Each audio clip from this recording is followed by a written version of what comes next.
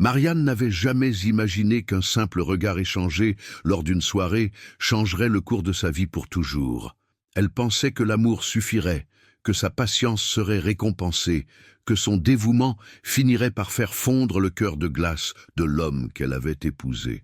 Mais ce soir-là, en voyant Antoine et Camille rire ensemble sur cette terrasse, elle comprit avec une clarté brutale qu'on ne peut pas forcer quelqu'un à nous voir. Installez-vous confortablement, car cette histoire va vous briser le cœur avant de le recoller.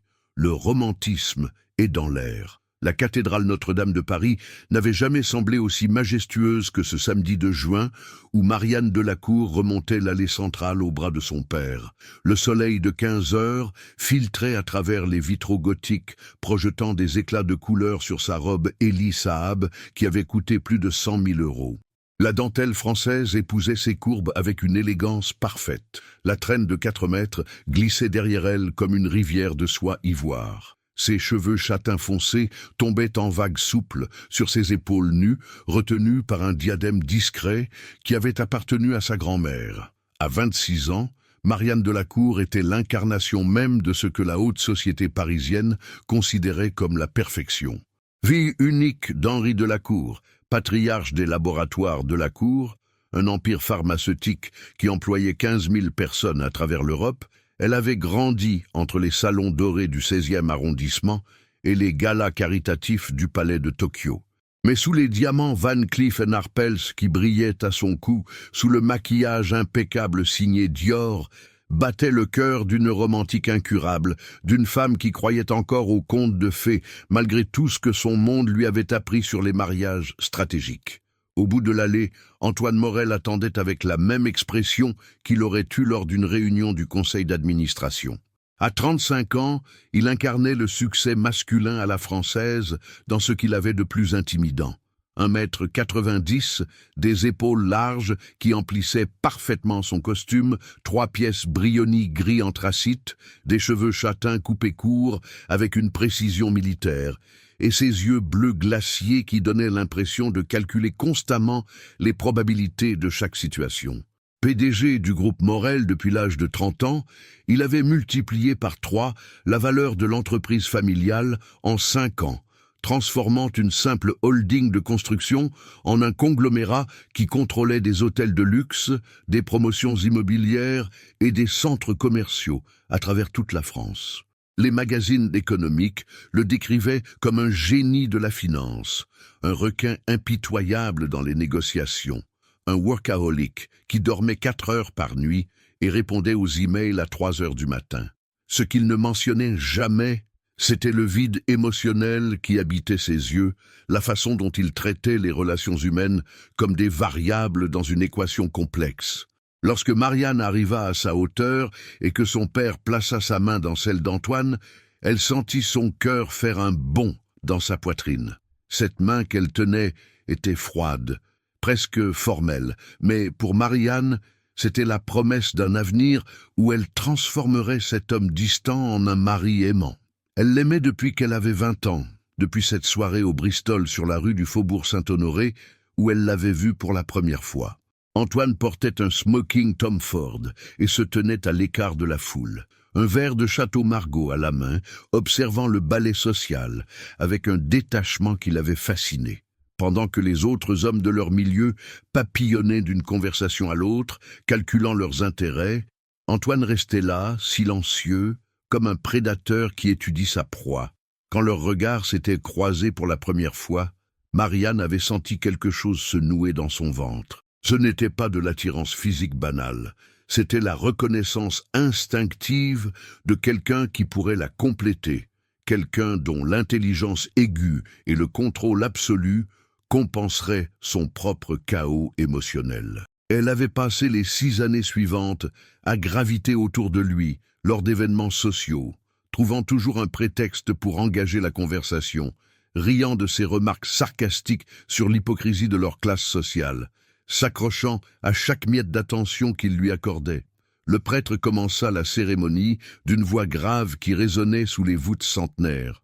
Marianne écoutait à peine, trop concentrée sur Antoine à ses côtés, sur sa présence solide, qui la faisait se sentir à la fois minuscule et protégée. Elle le regarda de biais pendant que le prêtre parlait de l'amour et de l'engagement, cherchant dans son profil sculpté un signe quelconque d'émotion.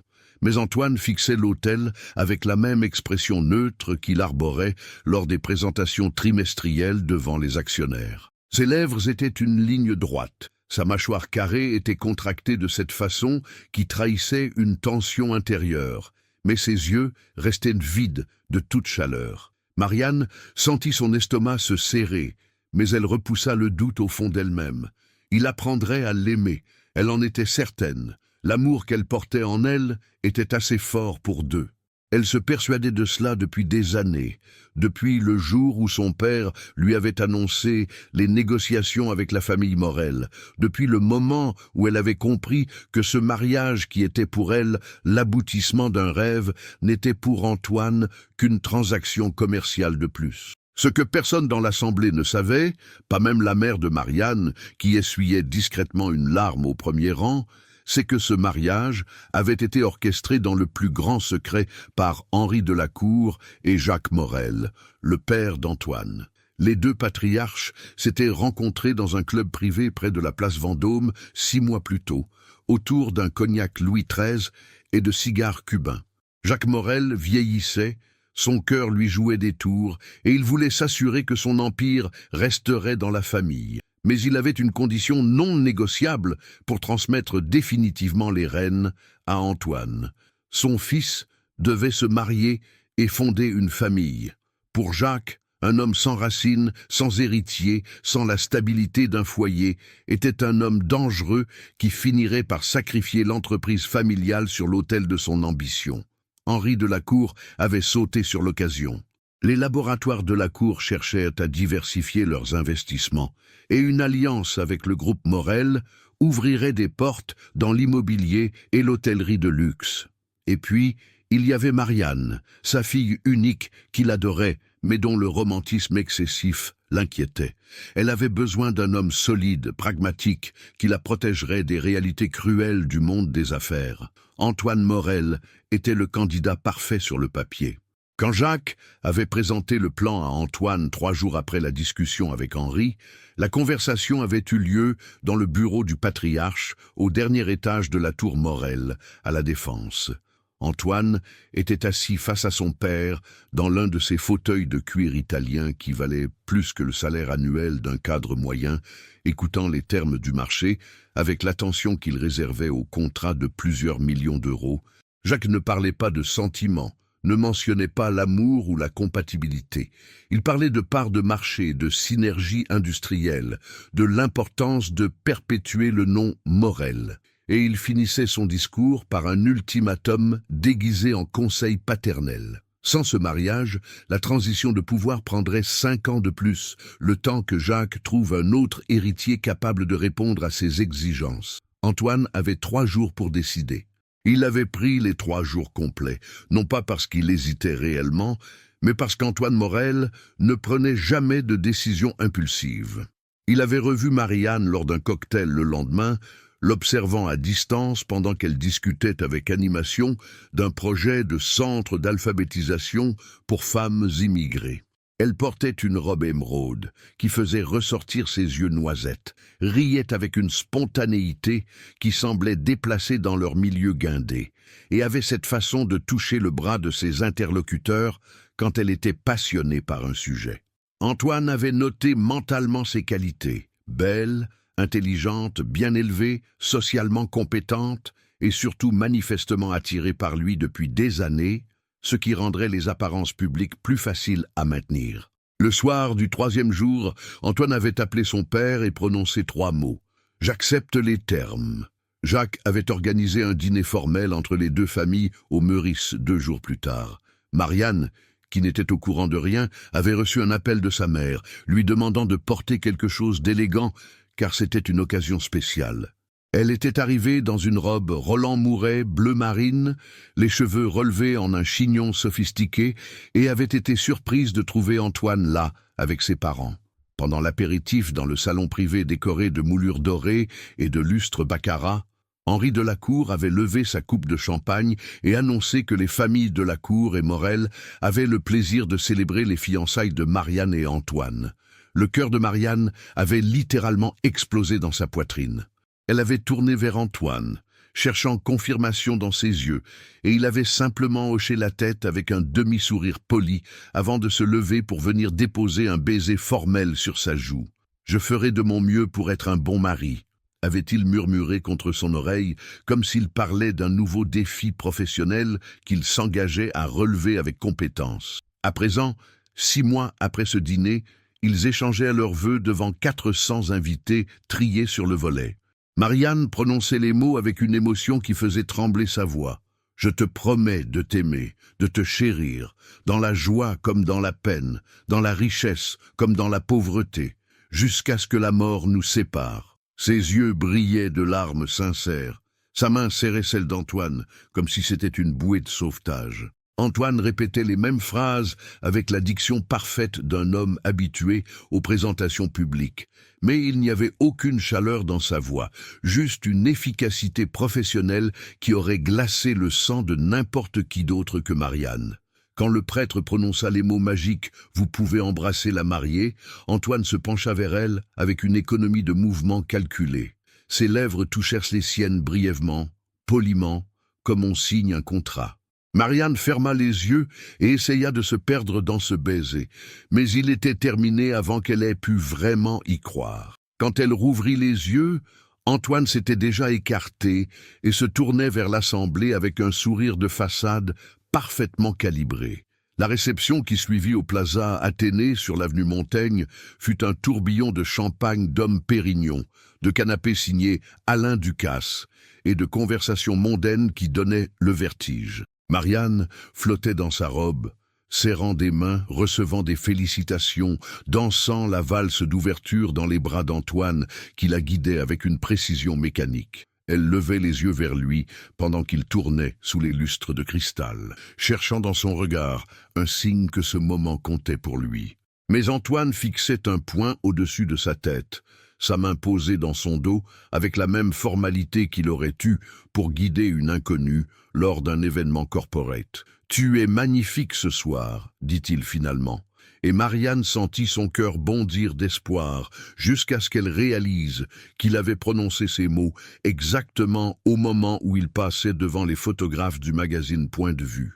C'était pour l'image. Tout était toujours pour l'image avec Antoine. La nuit de noces fut le premier choc brutal contre le mur de la réalité. Ils arrivèrent à la suite présidentielle du Royal Monceau vers minuit, Marianne encore en robe de mariée, Antoine ayant desserré sa cravate et défait le premier bouton de sa chemise blanche. Des pétales de rose jonchaient le sol de marbre. Des bougies parfumées créaient une atmosphère romantique qui fit battre le cœur de Marianne plus fort. Elle se tourna vers Antoine avec un sourire timide, attendant qu'il fasse le premier pas, qu'il la prenne dans ses bras, qu'il lui dise enfin les mots qu'elle attendait depuis 6 ans. Au lieu de cela, Antoine retira sa veste, la suspendit soigneusement sur le dossier d'une chaise Louis XVI et dit d'un ton neutre « La salle de bain est à toi en premier. Je dois passer quelques appels pour le dossier de Tokyo. » Marianne le fixa, incertaine d'avoir bien entendu. « Antoine, c'est notre nuit de noces, » murmura-t-elle, la voix déjà brisée. Il leva les yeux de son téléphone, sembla réellement surpris qu'elle s'attende à quelque chose de spécial. « Je sais. Mais le décalage horaire avec le Japon fait que c'est le moment idéal pour finaliser les derniers détails du contrat. Ce sera rapide, je t'assure. Prends ton temps pour te préparer. » Et il s'installa sur le canapé, déjà absorbé par l'écran de son iPhone, totalement indifférent au fait que sa jeune épouse se tenait là, dans sa robe de dentelle qui avait coûté une fortune, avec des larmes qui commençaient à piquer ses yeux. Marianne s'enferma dans la salle de bain de marbre aux robinetteries dorées et pleura silencieusement pendant qu'elle retirait son maquillage. Elle se regarda dans le miroir éclairé comme une star de cinéma et se demanda ce qui n'allait pas chez elle. Était-elle pas assez belle, pas assez intéressante, pas assez désirable? Elle enfila la nuisette de soie blanche, la perla qu'elle avait achetée spécialement pour cette nuit, se brossa les cheveux jusqu'à ce qu'ils brillent et retourna dans la chambre avec ce qui lui restait de courage. Antoine avait fini ses appels et regardait des graphiques financiers sur son ordinateur portable, toujours habillé, toujours concentré. Quand il leva les yeux et la vit dans sa tenue, il y eut une fraction de seconde où quelque chose passa dans son regard, quelque chose qui ressemblait presque à du désir, mais ce fut si bref que Marianne se demanda si elle ne l'avait pas imaginé. « Tu devrais te reposer, dit-il simplement. La journée a été longue pour toi. » Il éteignit son ordinateur, alla se changer dans la salle de bain et revint en pantalon de pyjama et t-shirt noir. Il s'allongea de son côté du lit king size, laissant un espace respectable entre eux, souhaita une bonne nuit à Marianne d'une voix distante et s'endormit en quelques minutes. Marianne resta éveillée pendant des heures, fixant le plafond orné de moulures, écoutant la respiration régulière d'Antoine à côté d'elle. Elle avait imaginé cette nuit de 1000 façons différentes, mais jamais comme ça, jamais avec ce vide glacial qui s'était installé entre eux, malgré les pétales de rose et les bougies parfumées. Elle tourna la tête pour le regarder dormir. Même dans son sommeil, son visage gardait cette tension, cette ligne dure de la mâchoire, qui ne se relâchait jamais vraiment. Il était beau d'une façon presque douloureuse, sculpturale, comme ces statues grecques du Louvre, que Marianne avait toujours admirées pour leur perfection froide. Elle tendit la main, hésita, puis la posa doucement sur le bras d'Antoine. Il ne bougea pas. Elle la retira aussitôt, se sentant pathétique, et se tourna de l'autre côté du lit, serrant l'oreiller contre elle pour étouffer les sanglots qui menaçaient de sortir. Le lendemain matin, ils prirent l'avion pour les Maldives, où Antoine avait réservé une villa sur pilotis dans le resort le plus exclusif de l'archipel. Pendant le vol en première classe d'Air France, Marianne essaya d'engager la conversation, de parler de leur projet, de la vie qu'ils allaient construire ensemble. Antoine répondait poliment, mais ses yeux restaient rivés sur les documents qu'il avait apportés, soulignant des passages, prenant des notes dans les marges. « Tu travailles même pendant notre lune de miel ?» finit par demander Marianne, incapable de cacher la déception dans sa voix. Antoine leva les yeux, sembla réfléchir un instant. « Les affaires ne prennent pas de vacances, Marianne. Tu devrais le savoir, ton père est pareil. » Ce n'était pas faux, Henri Delacour avait toujours été un bourreau de travail, mais même lui avait trouvé du temps pour courtiser la mère de Marianne, pour construire une relation avant de se marier. Antoine, lui, semblait considérer leur mariage comme un point déjà coché sur sa liste de tâches, quelque chose qui ne nécessitait plus son attention active. Les Maldives auraient dû être un paradis. L'eau turquoise, le sable blanc comme du sucre, les couchers de soleil qui transformaient le ciel en tableau impressionniste. Leur villa était une merveille d'architecture contemporaine, avec une piscine privée à débordement et une vue imprenable sur l'océan Indien. Mais Marianne se sentait plus seule là-bas qu'elle ne l'avait jamais été dans l'agitation de Paris. Antoine passait ses matinées dans le bureau de la villa, en visioconférence avec son équipe à la Défense.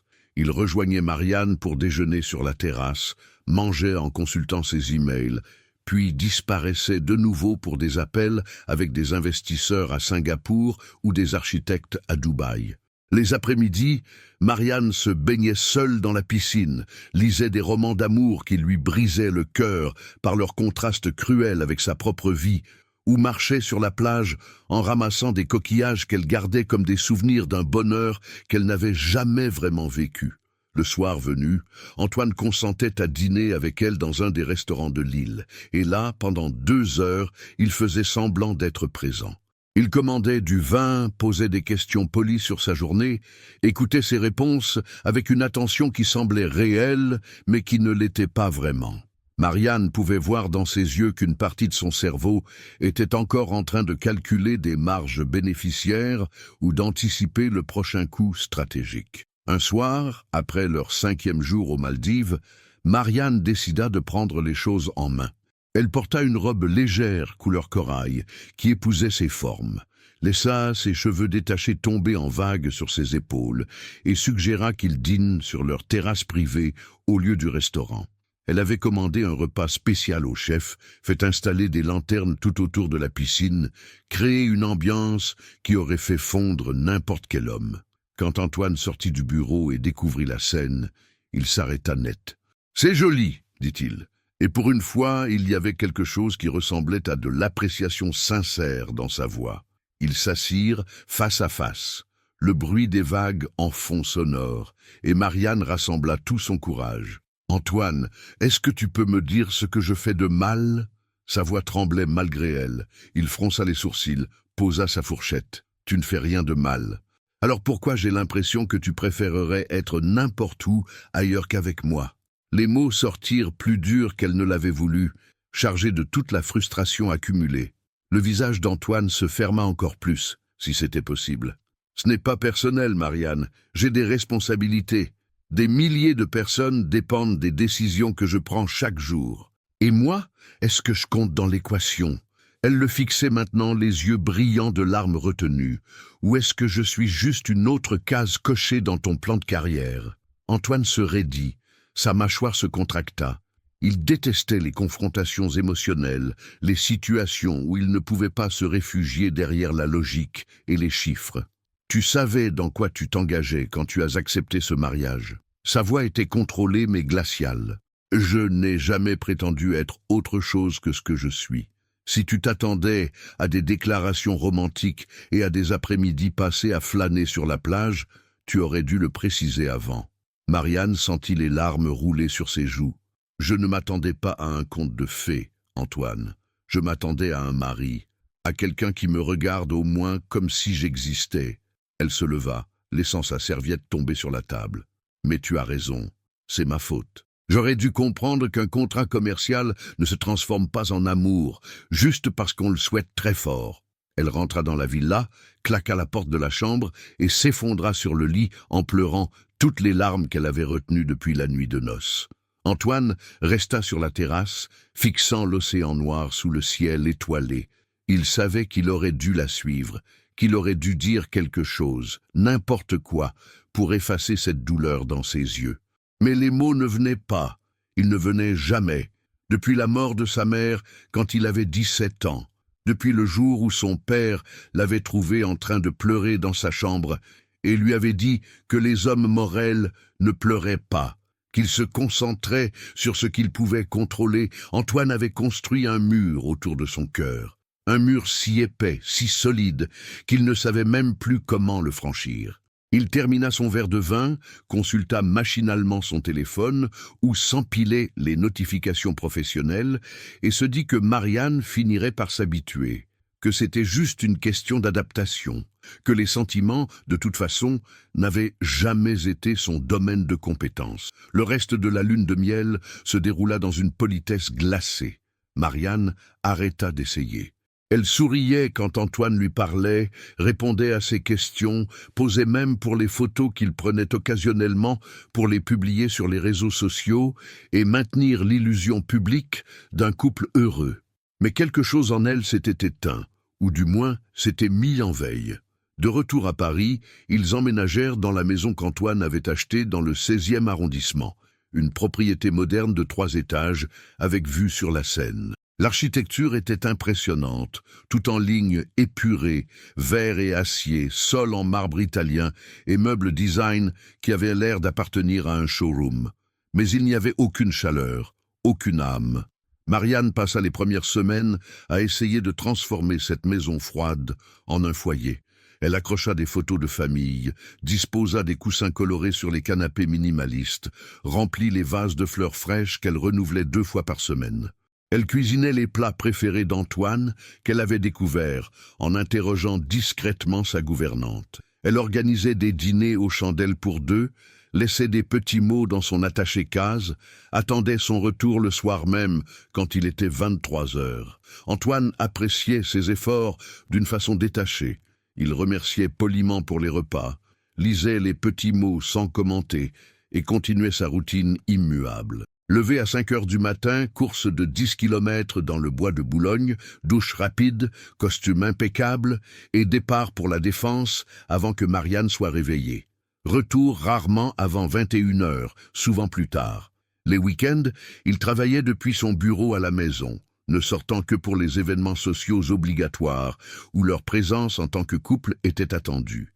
Et c'était là que le contraste était le plus douloureux. En public, Antoine jouait son rôle à la perfection. Il tenait la main de Marianne, posait sa paume dans le creux de son dos d'un geste possessif, la présentait avec fierté, souriait quand elle parlait. Les photographes les adoraient, les magazines People les décrivaient comme le couple le plus élégant de Paris, l'incarnation moderne de l'aristocratie française. Si seulement ils savaient qu'une fois rentrés dans leur voiture avec chauffeur, le silence retombait entre eux comme un rideau de plomb.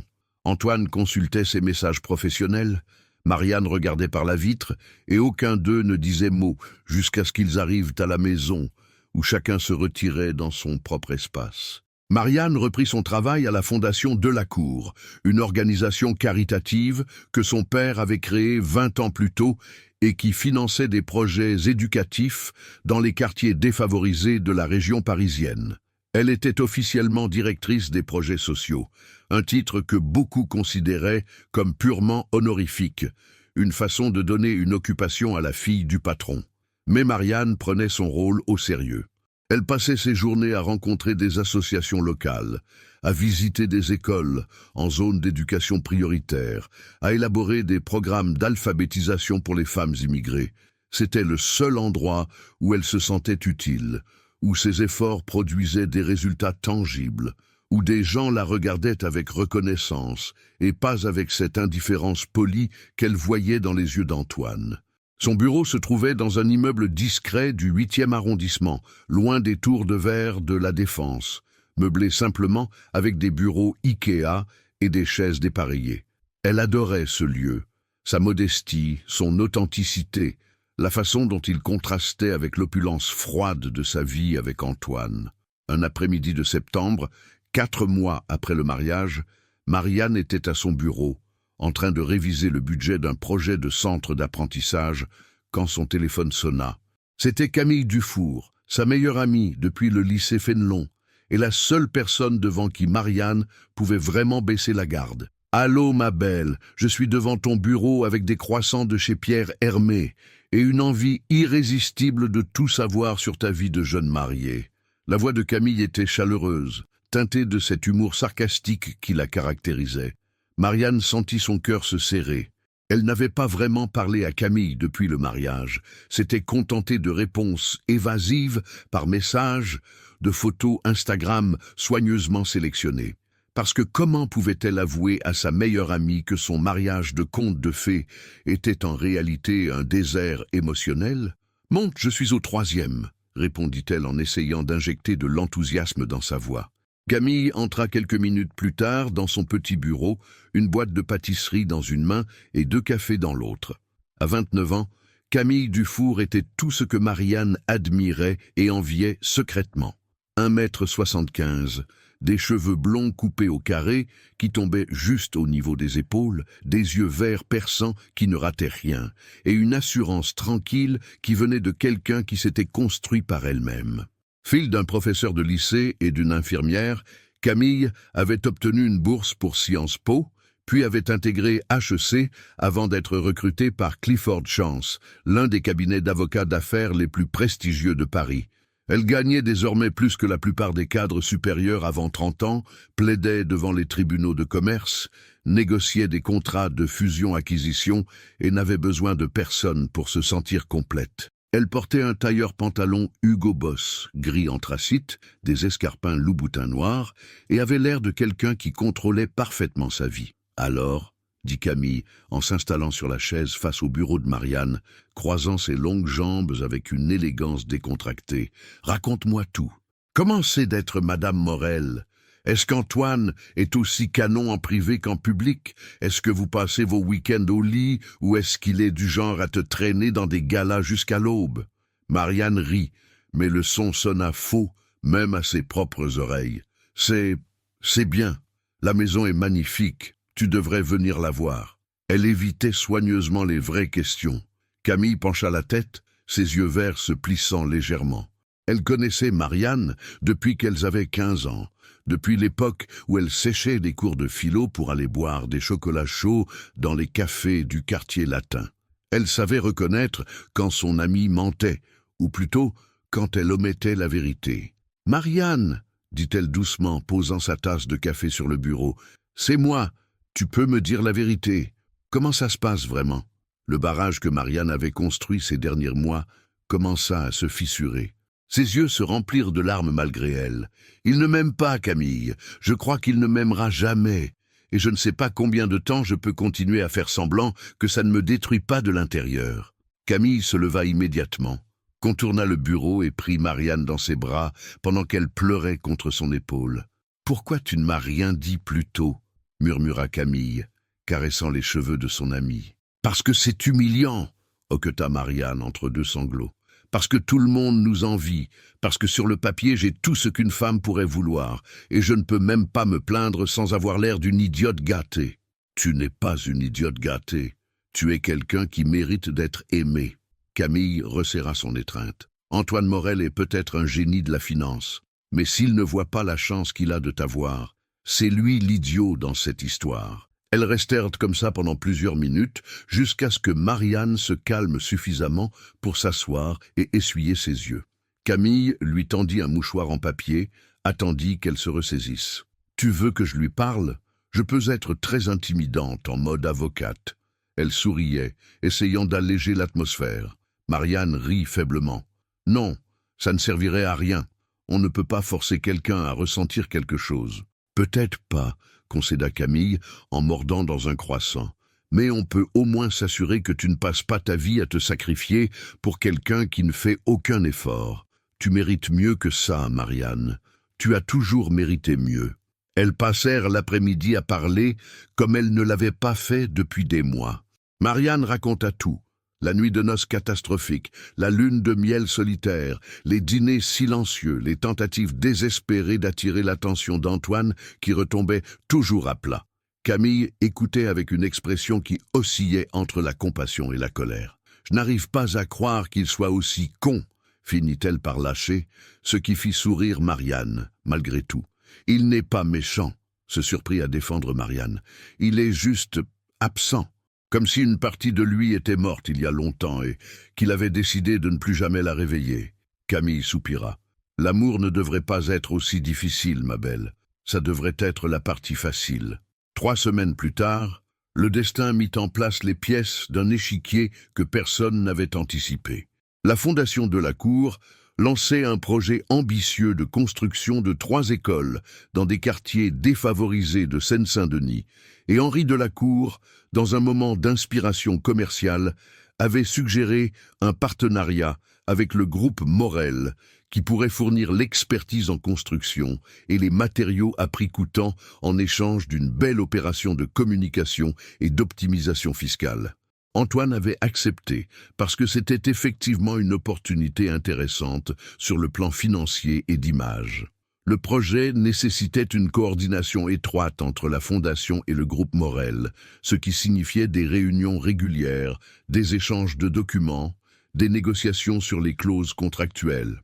Marianne représentait naturellement la Fondation, mais elle avait besoin d'un avocat pour naviguer dans les aspects juridiques complexes. Henri Delacour lui avait suggéré de faire appel au cabinet Clifford Chance, et Marianne, sans réfléchir aux implications, avait immédiatement pensé à Camille. « Tu es sûr que c'est une bonne idée ?»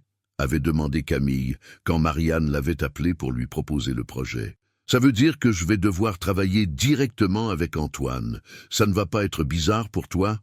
Marianne avait écarté ses préoccupations d'un rire. « Au contraire, ça me rassure de savoir que mon ami veille sur mes intérêts. Et puis Antoine est tellement professionnel, il ne mélangera jamais le travail et le personnel. C'est même probablement la seule chose sur laquelle je peux compter avec lui. » Il y avait une amertume dans sa voix que Camille n'aima pas, mais elle accepta quand même. Le cabinet était ravi d'avoir un contrat avec le groupe Morel. Et Camille était curieuse, malgré elle, de voir de près cet homme qui rendait sa meilleure amie si malheureuse. La première réunion fut programmée un mardi matin à 9h dans la salle de conférence au dernier étage de la tour Morel à La Défense. Camille arriva 10 minutes en avance, comme toujours, son attaché-case Mont-Blanc à la main, vêtu d'un tailleur Chanel bleu marine, qui criait compétence et autorité. Elle fut accueillie par une assistante qui la guida à travers des couloirs immaculés jusqu'à une salle vitrée qui offrait une vue vertigineuse sur tout Paris. Antoine était déjà là, debout près de la fenêtre, au téléphone, parlant en anglais avec ce qui semblait être un investisseur japonais. Il leva la main pour saluer Camille, lui indiqua d'un geste de s'installer et continua sa conversation en arpentant la pièce. Camille profita de ces quelques minutes pour l'observer. Elle avait déjà vu Antoine lors du mariage, bien sûr, et quelquefois lors de soirées mondaines, mais toujours de loin, toujours dans des contextes où il était entouré de dizaines d'autres personnes. Là, dans l'intimité relative de cette salle de réunion, elle pouvait vraiment le regarder. Il portait un costume 3 pièces Tom Ford gris foncé qui devait coûter au moins 5 000 €, une chemise blanche au col parfaitement amidonné, une cravate Hermès bleu nuit. Ses cheveux châtains étaient coupés courts sur les côtés, légèrement plus longs sur le dessus, coiffés en arrière, avec juste ce qu'il fallait de gel pour maintenir sans paraître rigide. Sa mâchoire était rasée de près, révélant des traits taillés au couteau, des pommettes hautes, un nez droit. Mais ce qui frappa Camille, ce furent ses yeux bleus qui, quand il raccrocha finalement et se tourna vers elle, semblaient porter le poids du monde. « Maître Dufour, dit-il en s'approchant, tendant la main avec un sourire qui n'atteignait pas ses yeux, merci d'avoir accepté ce dossier. J'ai entendu dire que vous étiez l'un des meilleurs avocats de votre génération. » Sa poignée de main était ferme, professionnelle, et Camille sentit une décharge électrique remonter son bras qu'elle attribua immédiatement au stress. « Appelez-moi Camille, je vous en prie. Nous allons travailler ensemble pendant plusieurs mois. Autant se dispenser des formalités excessives. » Elle s'assit, sortit son ordinateur portable et se concentra sur le fait d'ignorer la façon dont la présence d'Antoine semblait remplir toute la pièce. Ils passèrent l'heure suivante à discuter des termes du partenariat, des responsabilités de chaque partie, des clauses de protection en cas de dépassement budgétaire. Antoine était d'une intelligence redoutable, comprenant immédiatement les implications juridiques de chaque point, proposant des ajustements qui protégeaient les deux parties. Camille devait reconnaître, à contre-cœur, qu'elle appréciait de travailler avec quelqu'un qui était aussi rapide qu'elle. Trop souvent, ses clients avaient besoin qu'elle explique 3 fois les mêmes concepts. Avec Antoine, elle pouvait parler en sténographie légale, et il suivait sans effort. « Vous savez ce que vous faites », finit par dire Antoine quand ils firent une pause café. Il s'était levé pour aller chercher 2 expressos à la machine Nespresso installée dans un coin de la salle. « Je pourrais dire la même chose de vous », répondit Camille en acceptant la tasse qu'il lui tendait. « Marianne avait raison, vous êtes redoutablement compétent. » L'ombre d'une expression traversa le visage d'Antoine à la mention de sa femme, quelque chose qui ressemblait à de la culpabilité. Mais ce fut si rapide que Camille se demanda si elle ne l'avait pas imaginé. « Comment va Marianne ?» demanda-t-il, et il y avait quelque chose dans sa voix, une hésitation inhabituelle. « Elle ne me dit plus grand-chose ces temps-ci. » Camille le fixa par-dessus sa tasse de café, évaluant s'il était sérieux. « Elle va bien », finit-elle par dire prudemment. « Occupée avec ses projets à la Fondation. Vous devriez le savoir mieux que moi, vous vivez avec elle. » Antoine détourna le regard, fit semblant de s'intéresser à un document sur la table. « Nos horaires se croisent rarement. Je pars tôt, je rentre tard. Peut-être trop tard, » dit Camille avant de pouvoir se retenir. Antoine leva les yeux brusquement, et elle vit de la défense dans son regard. « Je ne pense pas que la dynamique de mon mariage soit un sujet approprié pour une réunion professionnelle. »« Vous avez raison, » concéda Camille, même si elle n'en pensait pas un mot. « Revenons à la clause 7. » Le reste de la réunion se déroula dans une atmosphère légèrement tendue, mais ils réussirent à finaliser les grandes lignes du contrat. Ils convinrent de se revoir 2 fois par semaine pour affiner les détails, surveiller l'avancement du projet, ajuster les termes si nécessaire. Alors que Camille rassemblait ses affaires pour partir, Antoine dit soudainement « Elle mérite mieux ». Camille s'arrêta net, se retourna vers lui. « Pardon ? Marianne », précisa Antoine, debout près de la fenêtre, le dos tourné, les mains dans les poches. « Elle mérite quelqu'un qui sait comment la rendre heureuse. Je ne suis pas cet homme. » Il y avait une telle résignation dans sa voix que Camille sentit quelque chose se briser en elle. Alors devenez-le, dit-elle doucement. Il n'est pas trop tard, Antoine. Elle vous aime encore. Dieu sait pourquoi, mais elle vous aime. Antoine ne répondit pas, et après un long silence, Camille sortit, troublée d'une façon qu'elle ne voulait pas analyser. Les semaines suivantes établirent une routine. Camille venait à la Défense les mardis et jeudis matins, parfois aussi les vendredis quand il y avait des urgences contractuelles. Elle et Antoine travaillaient côte à côte pendant des heures, plongés dans des tableaux Excel, des projections financières, des avant-contrats. Lentement, presque imperceptiblement, la formalité entre eux commença à se fissurer. Antoine se permit quelques blagues cyniques sur la bureaucratie française, et Camille rit, surprise de découvrir qu'il avait un sens de l'humour, même s'il était aussi sec qu'un martini.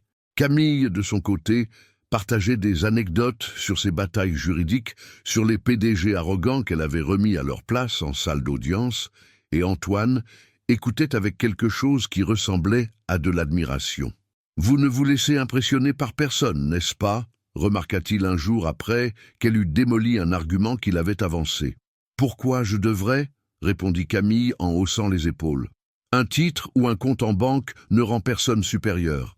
On est tous juste des humains qui essaient de ne pas tout foirer. » Antoine rit, un vrai rire qui surprit Camille par sa spontanéité. « J'aimerais que plus de gens dans mon monde partagent cette philosophie. » Après les réunions formelles, ils prirent l'habitude de descendre prendre un café au rez-de-chaussée de la tour, dans un Starbucks impersonnel, rempli d'autres cadres stressés. C'était censé être pour discuter des derniers détails du projet, mais leur conversation dérivait souvent vers d'autres sujets.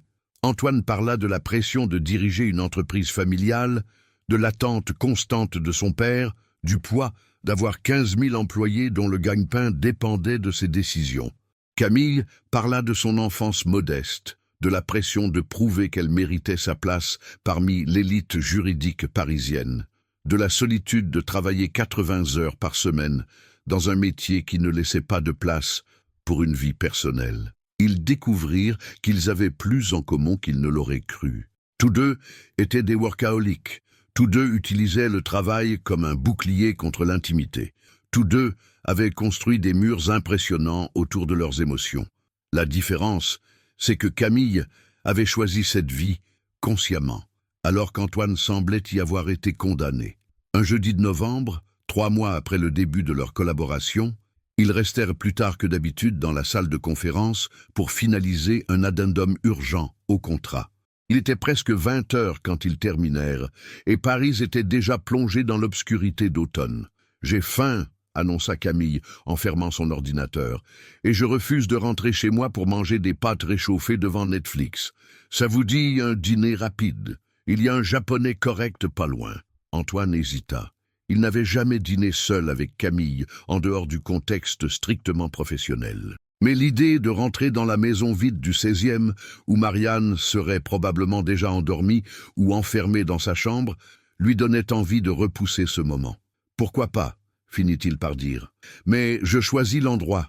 Il y a un izakaya dans le 1er arrondissement que vous allez adorer. » Ils prirent un taxi ensemble jusqu'à un restaurant discret, niché dans une rue étroite, derrière le palais royal.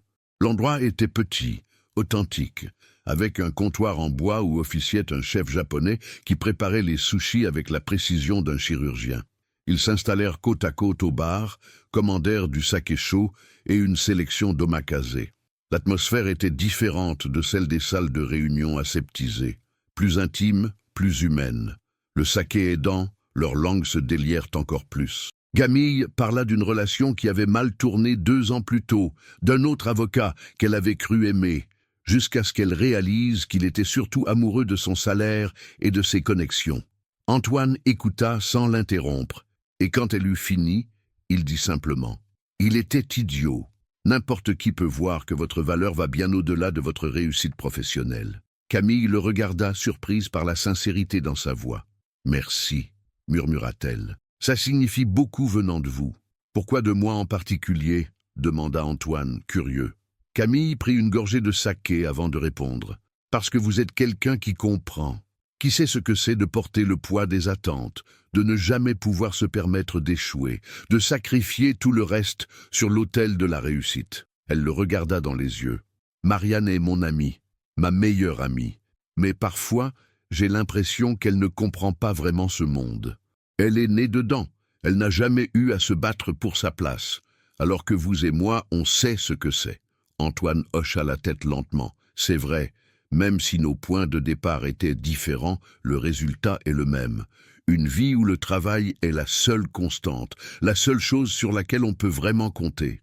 Il marqua une pause. Parfois je me demande si c'est une force ou une faiblesse. Camille ne répondit pas tout de suite. Elle regarda Antoine, vraiment le regarda pour la première fois sans le filtre de son rôle d'avocat ou d'ami de Marianne.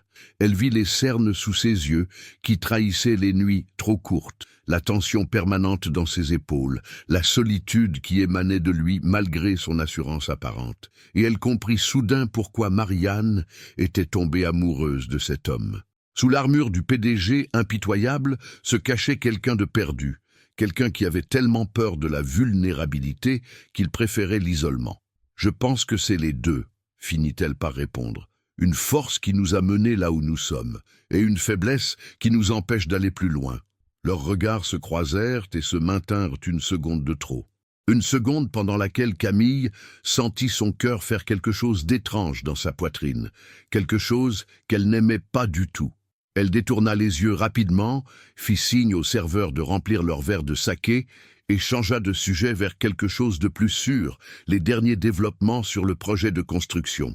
Mais quelque chose avait changé entre eux ce soir-là. Une intimité s'était installée, invisible mais palpable. Les jours suivants, Camille se surprit à penser à Antoine à des moments inappropriés pendant des réunions avec d'autres clients, dans le métro, sur le chemin du retour, le soir chez elle, dans son studio du 11e arrondissement. Elle se rappelait la façon dont il avait ri à une de ses blagues, la concentration intense sur son visage quand il analysait un contrat, le moment de vulnérabilité quand il avait parlé de Marianne. Et chaque fois que ces pensées surgissaient, elle les chassait avec force, s'en voulant terriblement. C'était le mari de sa meilleure amie. Elle n'avait pas le droit de ressentir quoi que ce soit d'autre que de l'antipathie professionnelle pour cet homme qui rendait Marianne malheureuse. Mais les sentiments n'obéissent pas à la logique, et Camille commençait à le réaliser avec une inquiétude croissante. Antoine, de son côté, se retrouvait à attendre avec une anticipation qu'il ne voulait pas nommer les mardis et jeudis où Camille venait au bureau. Il aimait la façon dont elle le challengeait intellectuellement, dont elle n'hésitait jamais à contredire ses idées si elle pensait qu'il avait tort, dont elle le traitait comme un égal et non comme un supérieur hiérarchique ou un nom célèbre. Avec Camille, il pouvait être simplement Antoine, pas le PDG du groupe Morel, pas le fils de Jacques Morel, pas le mari de Marianne Delacour. Juste un homme qui aimait les défis intellectuels et les conversations qui allaient au-delà des banalités. Il se surprenait à partager des choses qu'il ne partageait avec personne, ses doutes sur sa capacité à perpétuer l'héritage familial, ses regrets sur la façon dont il avait géré sa relation avec Marianne, ses peurs concernant l'avenir. Et Camille écoutait sans jugement, offrait parfois des conseils, parfois juste sa présence silencieuse, qui valait plus que n'importe quel mot. Un vendredi soir de décembre, après une réunion particulièrement intensive où ils avaient dû résoudre un problème technique majeur concernant les fondations d'une des écoles, Antoine et Camille sortirent du bâtiment ensemble.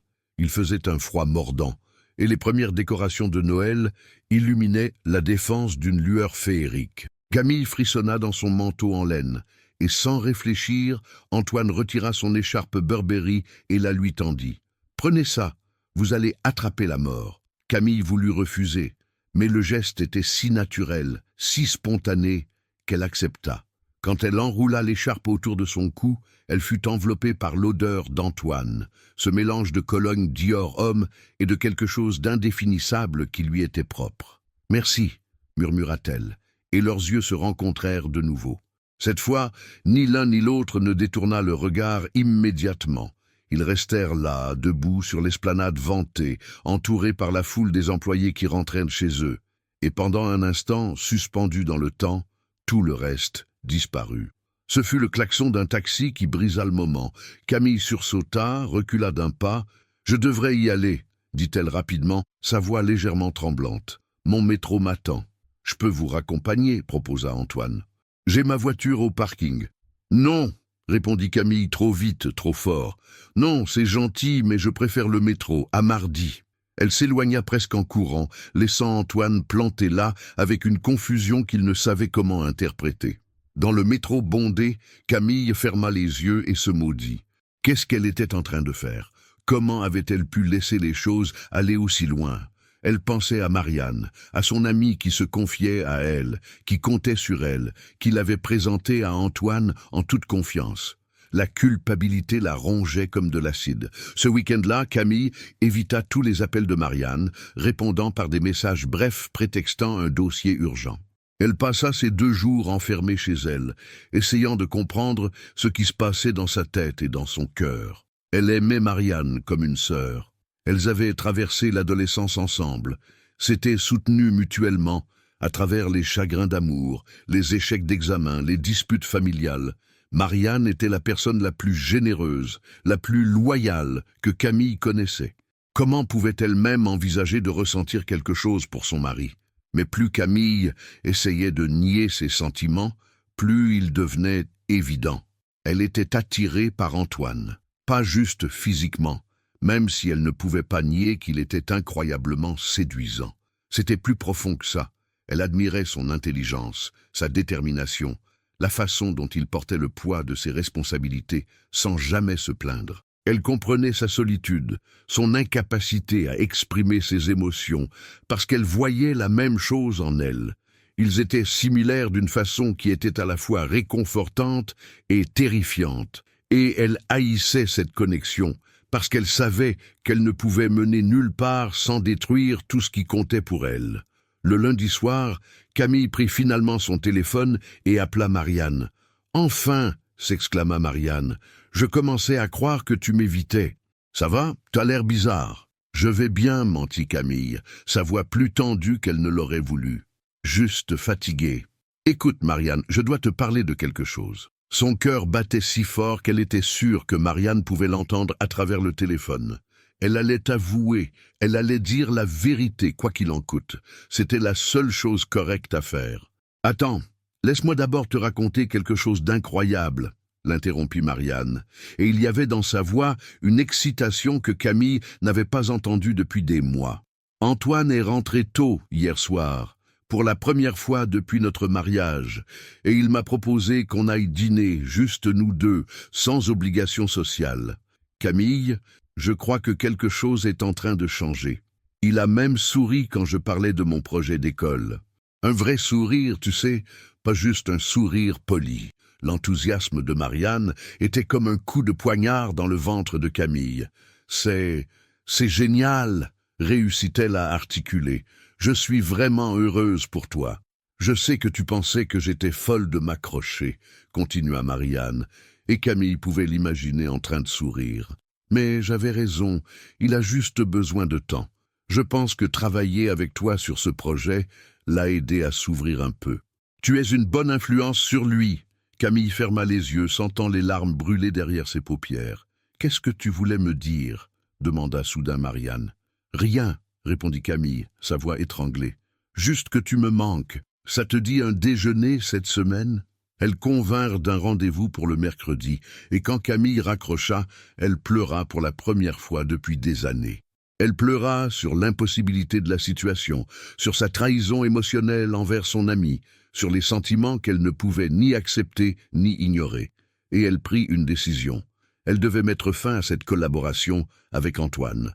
Peu importait le projet, peu importaient les contrats.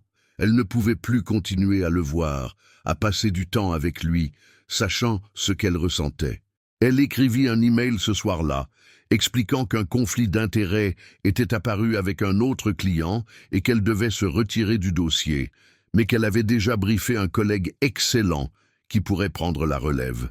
Elle relut le message 10 fois avant de finalement appuyer sur « Envoyer » à 3 heures du matin, puis éteignit son téléphone et essaya de dormir. Le lendemain matin, quand elle ralluma son téléphone, Elle avait 7 appels manqués d'Antoine et un message. « Nous devons parler. Je suis devant votre immeuble. » Camille regarda par la fenêtre de son studio au 4e étage, et effectivement, la BMW grise d'Antoine était garée en bas. Son cœur fit un bond dans sa poitrine. Elle descendit en pyjama et peignoir, les cheveux détachés, sans maquillage, pour la première fois ne se souciant pas de son apparence professionnelle. Antoine se tenait appuyé contre sa voiture, en jean et pull en cachemire noir, une tenue décontractée qu'elle ne lui avait jamais vu porter. Il avait l'air fatigué, comme s'il n'avait pas dormi non plus. « Que faites-vous ici ?» demanda Camille, en serrant son peignoir contre elle. « On ne peut pas parler affaires chez moi. »« Je ne suis pas là pour parler affaires, » dit Antoine, et il y avait quelque chose de dangereux dans son regard. « Je suis là parce que vous ne pouvez pas juste m'envoyer un email et disparaître sans explication. Après 3 mois à travailler ensemble, après tout ce qu'on s'est dit, je mérite au moins une conversation en face. » Camille serra les dents. « Il n'y a rien à dire. J'ai un conflit d'intérêts, c'est tout.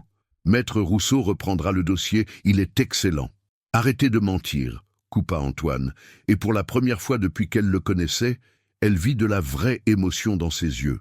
De la colère, de la frustration, et quelque chose d'autre qu'elle ne voulait pas identifier. « Il n'y a pas de conflit d'intérêts. Je connais tous vos clients, j'ai vérifié. Alors dites-moi la vérité. Pourquoi vous fuyez ?»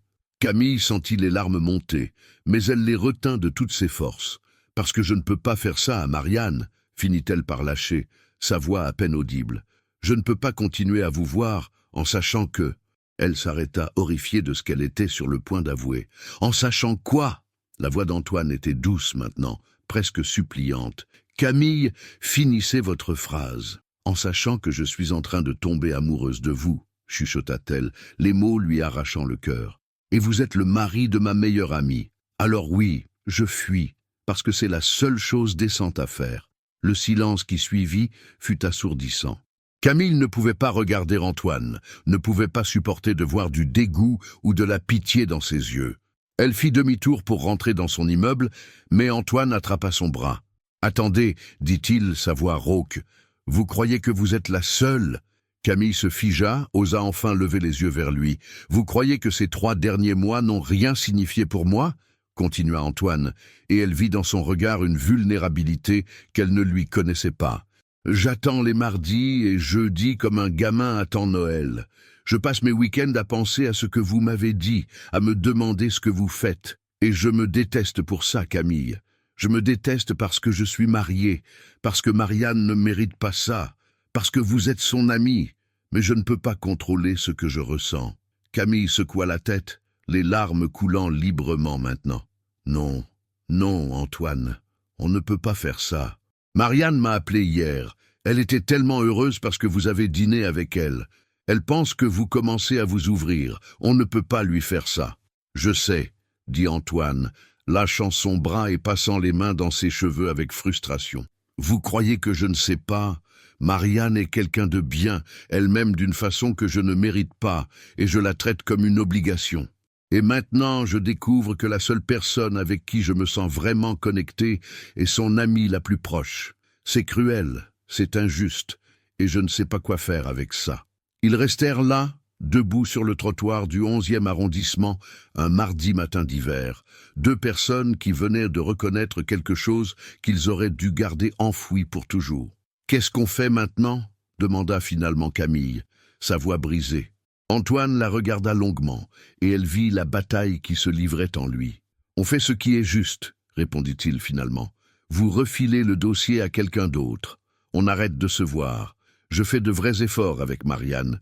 J'essaie d'être le mari qu'elle mérite, et vous et moi, on oublie cette conversation. » Camille hocha la tête, même si chaque mot était comme du verre pilé dans sa gorge. « D'accord, » murmura-t-elle. « C'est mieux comme ça. » Antoine fit un pas en arrière, comme s'il avait besoin de mettre de la distance physique entre eux. « Prenez soin de vous, Camille. Vous aussi, Antoine. » Il remonta dans sa voiture et partit sans un regard en arrière. Camille resta là, jusqu'à ce que la BMW disparaisse au coin de la rue, puis remonta chez elle et s'écroula sur son lit, vidé de toute énergie. Les semaines qui suivirent furent parmi les plus difficiles de la vie de Camille. Elle évita Marianne autant qu'elle le put, prétextant une charge de travail écrasante, des déplacements à l'étranger, des audiences qui duraient des journées entières. Quand elle se voyait, Camille devait porter un masque, sourire quand Marianne racontait les petites attentions nouvelles d'Antoine, les dîners qu'il initiait maintenant, les conversations qu'il commençait à avoir. « Je te l'avais dit », répétait Marianne, les yeux brillants d'espoir. « Il avait juste besoin de temps. Je pense que c'est en travaillant avec toi qu'il a compris quelque chose. Tu lui as montré qu'on pouvait être proche de quelqu'un sans que ce soit une faiblesse. » Chaque mot était comme un coup de couteau pour Camille, mais elle souriait et approuvait, parce que c'était son rôle. La meilleure amie qui se réjouissait du bonheur de Marianne, même si ce bonheur était construit sur un mensonge, même si Antoine faisait ses efforts par culpabilité et non par amour. Camille avait pris ses distances, avait confié le dossier à son collègue Pierre Rousseau qui gérait très bien la transition. Elle n'avait eu aucun contact avec Antoine depuis cette matinée devant son immeuble. Mais elle pensait à lui constamment, se demandait s'il pensait à elle, s'il regrettait leur conversation ou s'il avait réussi à l'effacer de son esprit. Les mois de janvier et février passèrent dans ce flou douloureux. Camille se jetait dans le travail avec une férocité nouvelle, acceptant tous les dossiers, travaillant jusqu'à l'épuisement pour ne pas avoir à penser. Marianne semblait de plus en plus heureuse, son mariage apparemment en voie d'amélioration. Antoine faisait des efforts visibles, rentrait plus tôt, proposait des sorties, écoutait quand Marianne parlait. C'était tout ce que Marianne avait toujours voulu. Et Camille aurait dû être heureuse pour elle. Mais chaque fois qu'elle voyait une photo d'eux ensemble sur Instagram, chaque fois que Marianne mentionnait une soirée romantique ou un geste attentionné, Camille sentait quelque chose se tordre douloureusement dans sa poitrine. Et puis, arriva le samedi 23 mars, la soirée d'anniversaire d'Émilie Beaumont, une amie commune du lycée qui fêtait ses 30 ans dans son appartement terrasse du 11e arrondissement. Marianne avait insisté pour que Camille vienne, refusant toutes ses excuses. « Tu m'évites depuis des mois », avait dit Marianne au téléphone, et il y avait une note blessée dans sa voix que Camille ne pouvait ignorer. « Je ne sais pas ce que j'ai fait de mal, mais s'il te plaît, viens, j'ai besoin de ma meilleure amie. » Camille avait cédé, parce qu'elle ne savait pas comment refuser sans éveiller encore plus de soupçons. Elle arriva à 21h, vêtue d'une robe noire simple mais élégante, ses cheveux blonds tombant libres sur ses épaules.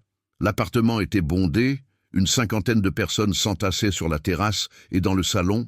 Un DJ installé dans un coin faisait vibrer les murs avec de la musique électro-française. Camille prit une coupe de champagne sur un plateau qui passait et balaya la foule du regard, cherchant Marianne. Elle la trouva près de la porte-fenêtre qui donnait sur la terrasse, magnifique dans une robe émeraude qui faisait ressortir ses yeux noisettes, riant avec animation en parlant à Émilie. Quand Marianne vit Camille, son visage s'illumina et elle se précipita vers elle pour l'étreindre. « Tu es venue! J'avais tellement peur que tu trouves encore une excuse. » Camille la serra contre elle, refoulant la culpabilité qui menaçait de l'étouffer. « Bien sûr que je suis venue. Joyeux anniversaire à Émilie. »« Antoine est là aussi, » dit Marianne, en désignant vaguement la terrasse. « Il est en train de parler affaires avec je ne sais qui. Tu sais comment il est. » Le cœur de Camille fit un bond douloureux dans sa poitrine, mais elle se força à sourire. « Parfait. Je vais aller le saluer poliment, histoire de ne pas paraître impolie. » Elle n'avait aucune intention d'aller lui parler, mais elle devait dire quelque chose qui sonne naturel. Les 20 minutes suivantes, Camille resta à l'intérieur, discutant avec d'anciennes camarades du lycée, riant à des blagues qui ne la faisaient pas vraiment rire, buvant plus de champagne qu'elle n'aurait dû. Elle réussissait à éviter la terrasse, gardant sa position stratégique près du buffet. Mais alors qu'elle prenait une mini-quiche sur un plateau, elle entendit la voix de Marianne qui l'appelait depuis la porte-fenêtre. « Camille, viens, il fait doux dehors. On voit tout Paris d'ici. C'est magnifique. » Camille ne pouvait plus refuser sans paraître bizarre. Elle prit une grande gorgée de champagne pour se donner du courage et sortit sur la terrasse. L'air printanier était effectivement agréable après la chaleur étouffante de l'intérieur. La terrasse était spacieuse, décorée de guirlandes lumineuses et de lanternes qui créaient une atmosphère féerique. Une quinzaine de personnes étaient dispersées en petits groupes, et c'est là que Camille le vit. Antoine était adossé à la rambarde, dans le coin le plus éloigné, parlant avec un homme en costume que Camille ne connaissait pas.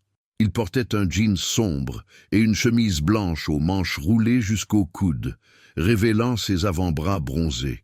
Ses cheveux étaient légèrement décoiffés par le vent et il tenait un verre de whisky dans une main. Quand leurs regards se croisèrent à travers la terrasse, le temps sembla s'arrêter. Toute la distance qu'ils avaient maintenue pendant 3 mois s'évapora en une seconde. Camille vit dans ses yeux bleus la même douleur qu'elle portait, le même désir impossible, la même résignation.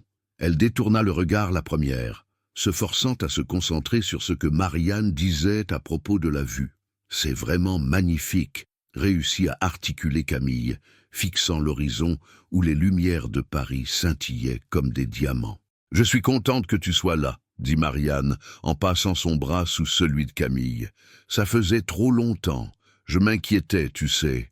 J'avais peur que tu sois fâché contre moi pour une raison que je ne comprenais pas. » La culpabilité faillit étrangler Camille. « Jamais, dit-elle, sa voix étranglée. Je ne pourrais jamais être fâché contre toi, Marianne. Tu es la personne la plus importante de ma vie. Toi aussi, murmura Marianne, serrant plus fort le bras de son amie. Tu es ma sœur de cœur. Je ne sais pas ce que je ferais sans toi. Camille ferma les yeux brièvement, luttant contre les larmes qui menaçaient. Si seulement Marianne savait. Si seulement elle savait que sa sœur de cœur était tombée amoureuse de son mari, qu'elle avait trahi cette confiance de la pire façon possible, même si ce n'était qu'en pensée. « Je reviens, » dit soudain Marianne, lâchant le bras de Camille. « Je vais chercher Antoine. Il devrait passer du temps avec nous au lieu de parler business toute la soirée. » Avant que Camille puisse protester, Marianne traversait déjà la terrasse en direction d'Antoine. Camille la regarda s'approcher de lui, le voir s'excuser auprès de son interlocuteur, prendre la main que Marianne lui tendait.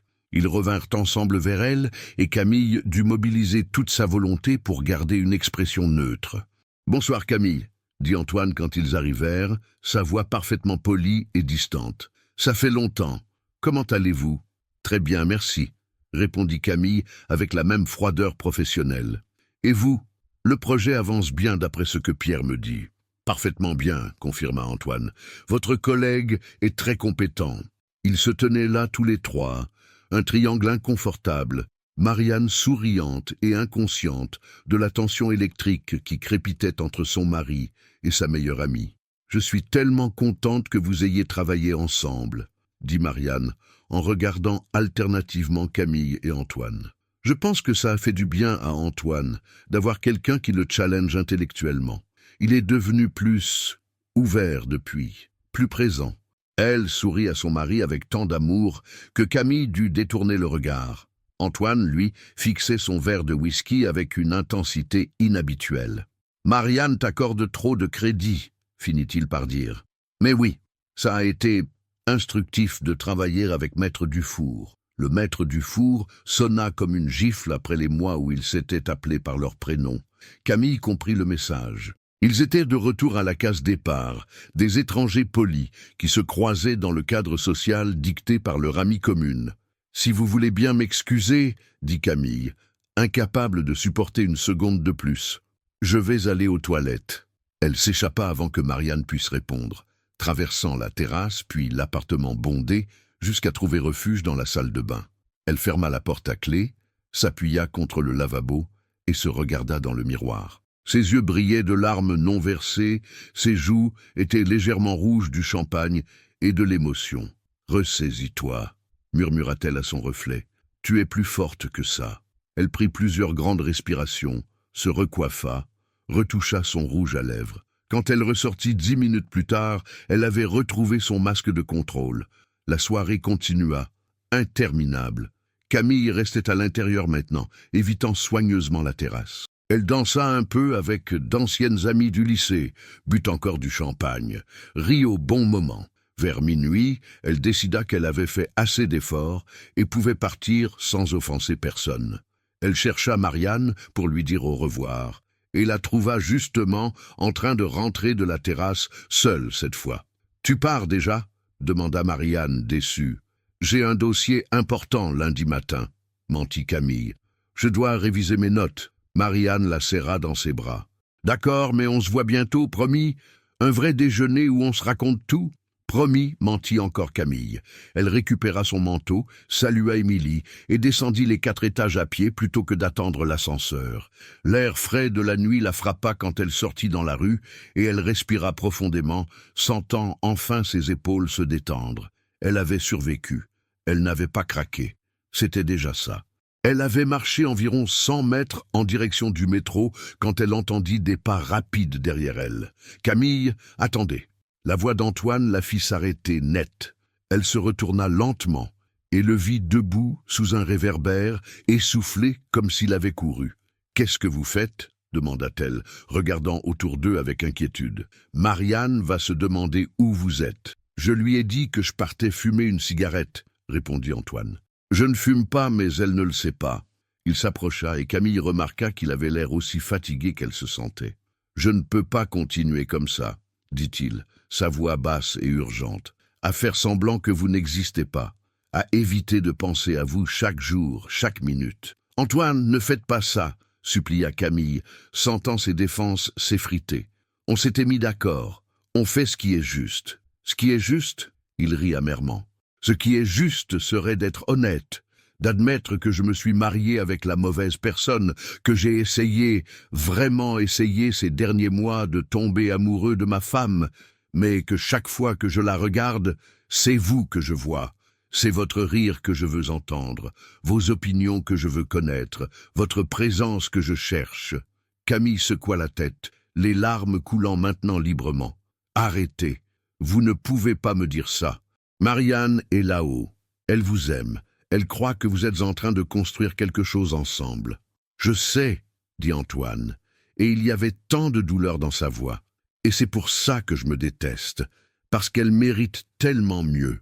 Mais je ne peux pas la rendre heureuse quand mon cœur n'est pas avec elle, et je ne sais pas quoi faire de ça. » Ils se tenaient là, à 2 mètres l'un de l'autre sur un trottoir du 11e arrondissement, 2 personnes prises dans une situation impossible. « Il n'y a qu'une chose à faire, » dit finalement Camille, sa voix tremblante mais déterminée. « On arrête, complètement. Vous ne me contactez plus, je ne vous contacte plus.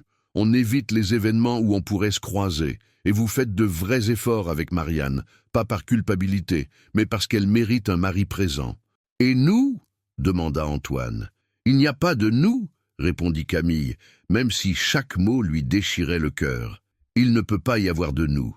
Pas comme ça, pas en détruisant quelqu'un que j'aime. » Antoine la fixa longuement, puis hocha lentement la tête. « D'accord, » dit-il finalement, « si c'est ce que vous voulez. »« Ce n'est pas ce que je veux, » avoua Camille, sa voix se brisant, « mais c'est ce qui doit être fait. » Elle se détourna et commença à marcher vers le métro, chaque pas lui coûtant un effort monumental. « Camille !» appela Antoine une dernière fois. Elle s'arrêta mais ne se retourna pas. « Si les choses étaient différentes, » dit-il, « si nous nous étions rencontrés d'abord, mais ce n'est pas le cas, » l'interrompit Camille. « Au revoir, Antoine. » Cette fois, elle ne se retourna pas, marchant jusqu'au métro avec les larmes brouillant sa vision. Derrière elle, Antoine resta planté sur le trottoir jusqu'à ce qu'elle disparaisse de sa vue, puis remonta lentement vers l'appartement d'Émilie, où l'attendait sa femme qui ne savait rien. Les jours qui suivirent cette soirée furent parmi les plus sombres pour tous les 3, chacun enfermé dans sa propre version de la douleur. Camille se jeta dans le travail avec une intensité qui inquiéta même ses collègues les plus acharnés. Elle acceptait tous les dossiers, travaillait jusqu'à l'aube, dormait à peine. Quand elle fermait les yeux, elle voyait Antoine sous ce réverbère. Elle entendait sa voix lui disant qu'elle était celle qu'il voulait. Et la culpabilité la dévorait vivante. Marianne, elle, sentait que quelque chose avait changé mais ne pouvait mettre le doigt dessus. Antoine était devenu encore plus distant qu'avant leurs quelques mois d'efforts. Il rentrait tard, s'enfermait dans son bureau, évitait son regard. Quand elle essayait de lui parler, il répondait par monosyllabes. C'était comme si tous les progrès qu'ils avaient faits s'étaient évaporés du jour au lendemain. « Je ne comprends pas », confia-t-elle à Camille lors d'un déjeuner qu'elle avait pratiquement forcé son amie à accepter. Tout allait tellement mieux, et puis après la soirée d'Émilie, c'est comme si un mur s'était dressé entre nous. Il est plus distant que jamais. Je commence à me demander si... Elle s'arrêta, mordant sa lèvre inférieure. « Si quoi ?» demanda Camille, son cœur battant douloureusement. « Si je ne devrais pas abandonner » murmura Marianne, les larmes perlant dans ses yeux. « Si je ne devrais pas accepter que ce mariage était une erreur, qu'on ne s'aimera jamais vraiment. Peut-être qu'on devrait divorcer avant d'avoir des enfants, avant que ce soit encore plus compliqué. » Camille sentit quelque chose se briser en elle. C'était sa faute. Sa faute si Marianne souffrait, sa faute si Antoine s'était refermé. « Ne dis pas ça, » dit-elle, prenant la main de son amie. « Tu l'aimes, Marianne. Tu l'as toujours aimé. »« Mais il ne m'aime pas, » répondit Marianne, et c'était la première fois qu'elle l'admettait à voix haute. « Il ne m'a jamais aimé. J'étais juste une case à cocher pour son père, un arrangement pratique, et j'ai été assez stupide pour croire que je pouvais le faire changer, que mon amour suffirait pour nous deux. » Les larmes coulaient maintenant librement sur ses joues. « Mais je suis fatigué, Camille. Fatigué de me battre seul, fatigué de mendier son attention, fatigué de faire semblant que tout va bien. » Camille serra la main de Marianne plus fort, ses propres larmes menaçant de déborder. « Qu'est-ce que tu vas faire ?»« Je ne sais pas, » admit Marianne en essuyant ses joues. « Peut-être que je vais partir quelque temps, aller dans la maison de campagne de mes parents à Megève, prendre du recul. Réfléchir, essayer de me souvenir qui j'étais avant de perdre toute ma personnalité en essayant de plaire à un homme qui ne me voit même pas. « Il te voit, » dit Camille, et elle le pensait vraiment. « Il voit tout ce que tu fais pour lui. Il sait que tu es extraordinaire. Alors pourquoi ça ne suffit pas ?» La question resta suspendue entre elles, sans réponse. Parce que Camille connaissait la réponse, mais ne pouvait pas la dire. Parce qu'Antoine avait le cœur ailleurs. Parce qu'elle, la meilleure amie en qui Marianne avait une confiance absolue, lui avait volé les sentiments de son mari sans même le vouloir. 2 jours plus tard, Marianne fit ses valises. Elle le fit calmement, méthodiquement, remplissant 2 grandes valises de vêtements, livres et objets personnels. Antoine la regarda faire depuis le seuil de leur chambre, les mains dans les poches, l'expression indéchiffrable. « Combien de temps ?» demanda-t-il finalement. « Je ne sais pas, » répondit Marianne sans le regarder. « Jusqu'à ce que je me souvienne qui j'étais avant de me perdre en essayant d'être aimé par toi. Tu as eu 1 an pour me voir, Antoine. 1 an entier où j'ai tout fait pour te rendre heureux, pour être ce dont tu avais besoin, et je ne vais plus supplier ton attention. » Elle ferma sa valise d'un geste sec et se tourna enfin vers lui. Pour la première fois depuis leur mariage, Antoine vit vraiment Marianne. Non pas la femme qu'il avait épousée par obligation, non pas l'épouse qui essayait toujours de lui plaire, mais la personne derrière tout ça. Et il vit la douleur qu'il avait causée, les fissures qu'il avait créées dans cette âme généreuse. « Je suis désolé, » dit-il, et c'était la première fois qu'il s'excusait vraiment. « Je sais que tu mérites tellement mieux que ce que je t'ai donné. »« Tu as raison, » répondit Marianne, et il y avait une force nouvelle dans sa voix. « Je mérite mieux. Je mérite quelqu'un qui a envie de rentrer à la maison pour me voir, quelqu'un qui sourit quand j'entre dans une pièce, quelqu'un dont le cœur bat plus vite quand je le touche. Et ce n'est pas toi, ça ne l'a jamais été. » Elle prit ses valises et descendit les escaliers, laissant Antoine planté dans le couloir de leur maison qui n'avait jamais vraiment été un foyer. Quand il entendit le taxi démarrer, il ferma les yeux et pour la première fois en 13 ans depuis la mort de sa mère, Antoine Morel pleura. Les 3 semaines qui suivirent furent les plus longues de la vie d'Antoine. La maison était terriblement silencieuse. Il n'y avait plus de musique le matin, plus de café frais qui l'attendait, plus de présence douce de Marianne lisant dans le salon pendant qu'il travaillait. Il se retrouva face à lui-même, face au vide qu'il avait créé, face aux ruines de tout ce qu'il touchait. Il passa ses nuits éveillées, errant dans les pièces vides, se souvenant de tous les moments qu'il avait ignorés. Marianne lui préparant son plat préféré et lui souriant avec espoir pendant qu'il mangeait sans vraiment goûter, trop occupé à lire ses emails. Marianne lui parlant de son projet d'école pendant qu'il hochait la tête distraitement, pensant déjà à sa prochaine réunion. Marianne essayant de lui tenir la main dans leur lit et lui se tournant de l'autre côté en prétextant être fatiguée. Tant de petites morts d'une relation qu'il n'avait jamais vraiment essayé de faire vivre. Une nuit, incapable de dormir, il descendit dans le salon et trouva l'album photo de leur mariage que Marianne avait fait faire. Il le feuilleta lentement, regardant vraiment pour la première fois les images de ce jour. Marianne rayonnante dans sa robe Elie Saab, lui raide et formelle dans son costume. Sur chaque photo, on voyait l'amour dans les yeux de Marianne et le vide dans les siens. Comment avait-il pu être aussi aveugle? Comment avait-il pu ne pas voir ce trésor qu'on lui offrait? Et puis il pensa à Camille. Camille qui l'avait fait se sentir vivant, qui avait réveillé des émotions qu'il croyait mortes. Mais était-ce vraiment de l'amour? Ou était-ce juste l'excitation de la nouveauté, l'attrait de l'interdit? Il réalisa avec une clarté douloureuse que ce qu'il ressentait pour Camille était en grande partie construit sur leur complicité intellectuelle, sur le fait qu'elle ne lui demandait rien, qu'elle le comprenait sans effort. Mais Marianne aussi aurait pu le comprendre si seulement il lui avait ouvert son cœur. Marianne qui l'aimait avec une générosité qu'il ne méritait pas. Marianne qui était partie non pas parce qu'elle ne l'aimait plus, mais parce qu'elle s'aimait enfin assez pour ne plus accepter des miettes. Il regarda la photo de leur premier baiser de mariés sur les marches de Notre-Dame, et quelque chose en lui se brisa définitivement. Il avait construit une prison autour de son cœur par peur de souffrir, par peur d'être vulnérable. Son père lui avait appris que les sentiments étaient une faiblesse, que pour réussir il fallait être de pierre. Et il avait été de pierre, effectivement. Mais la pierre ne ressent rien, ne vit pas vraiment, et Marianne avait essayé pendant 1 an de briser cette pierre, de trouver l'homme qu'il y avait en dessous. Le matin du 23e jour depuis le départ de Marianne, Antoine se réveilla après avoir dormi 2 heures, et il sut ce qu'il devait faire. Il ne pouvait pas laisser les choses se terminer comme ça. Il ne pouvait pas laisser Marianne croire qu'elle n'était pas assez, alors que c'était lui qui ne l'avait jamais été. Il ne savait pas s'il pouvait la reconquérir, il ne savait même pas s'il le méritait. Mais il devait essayer.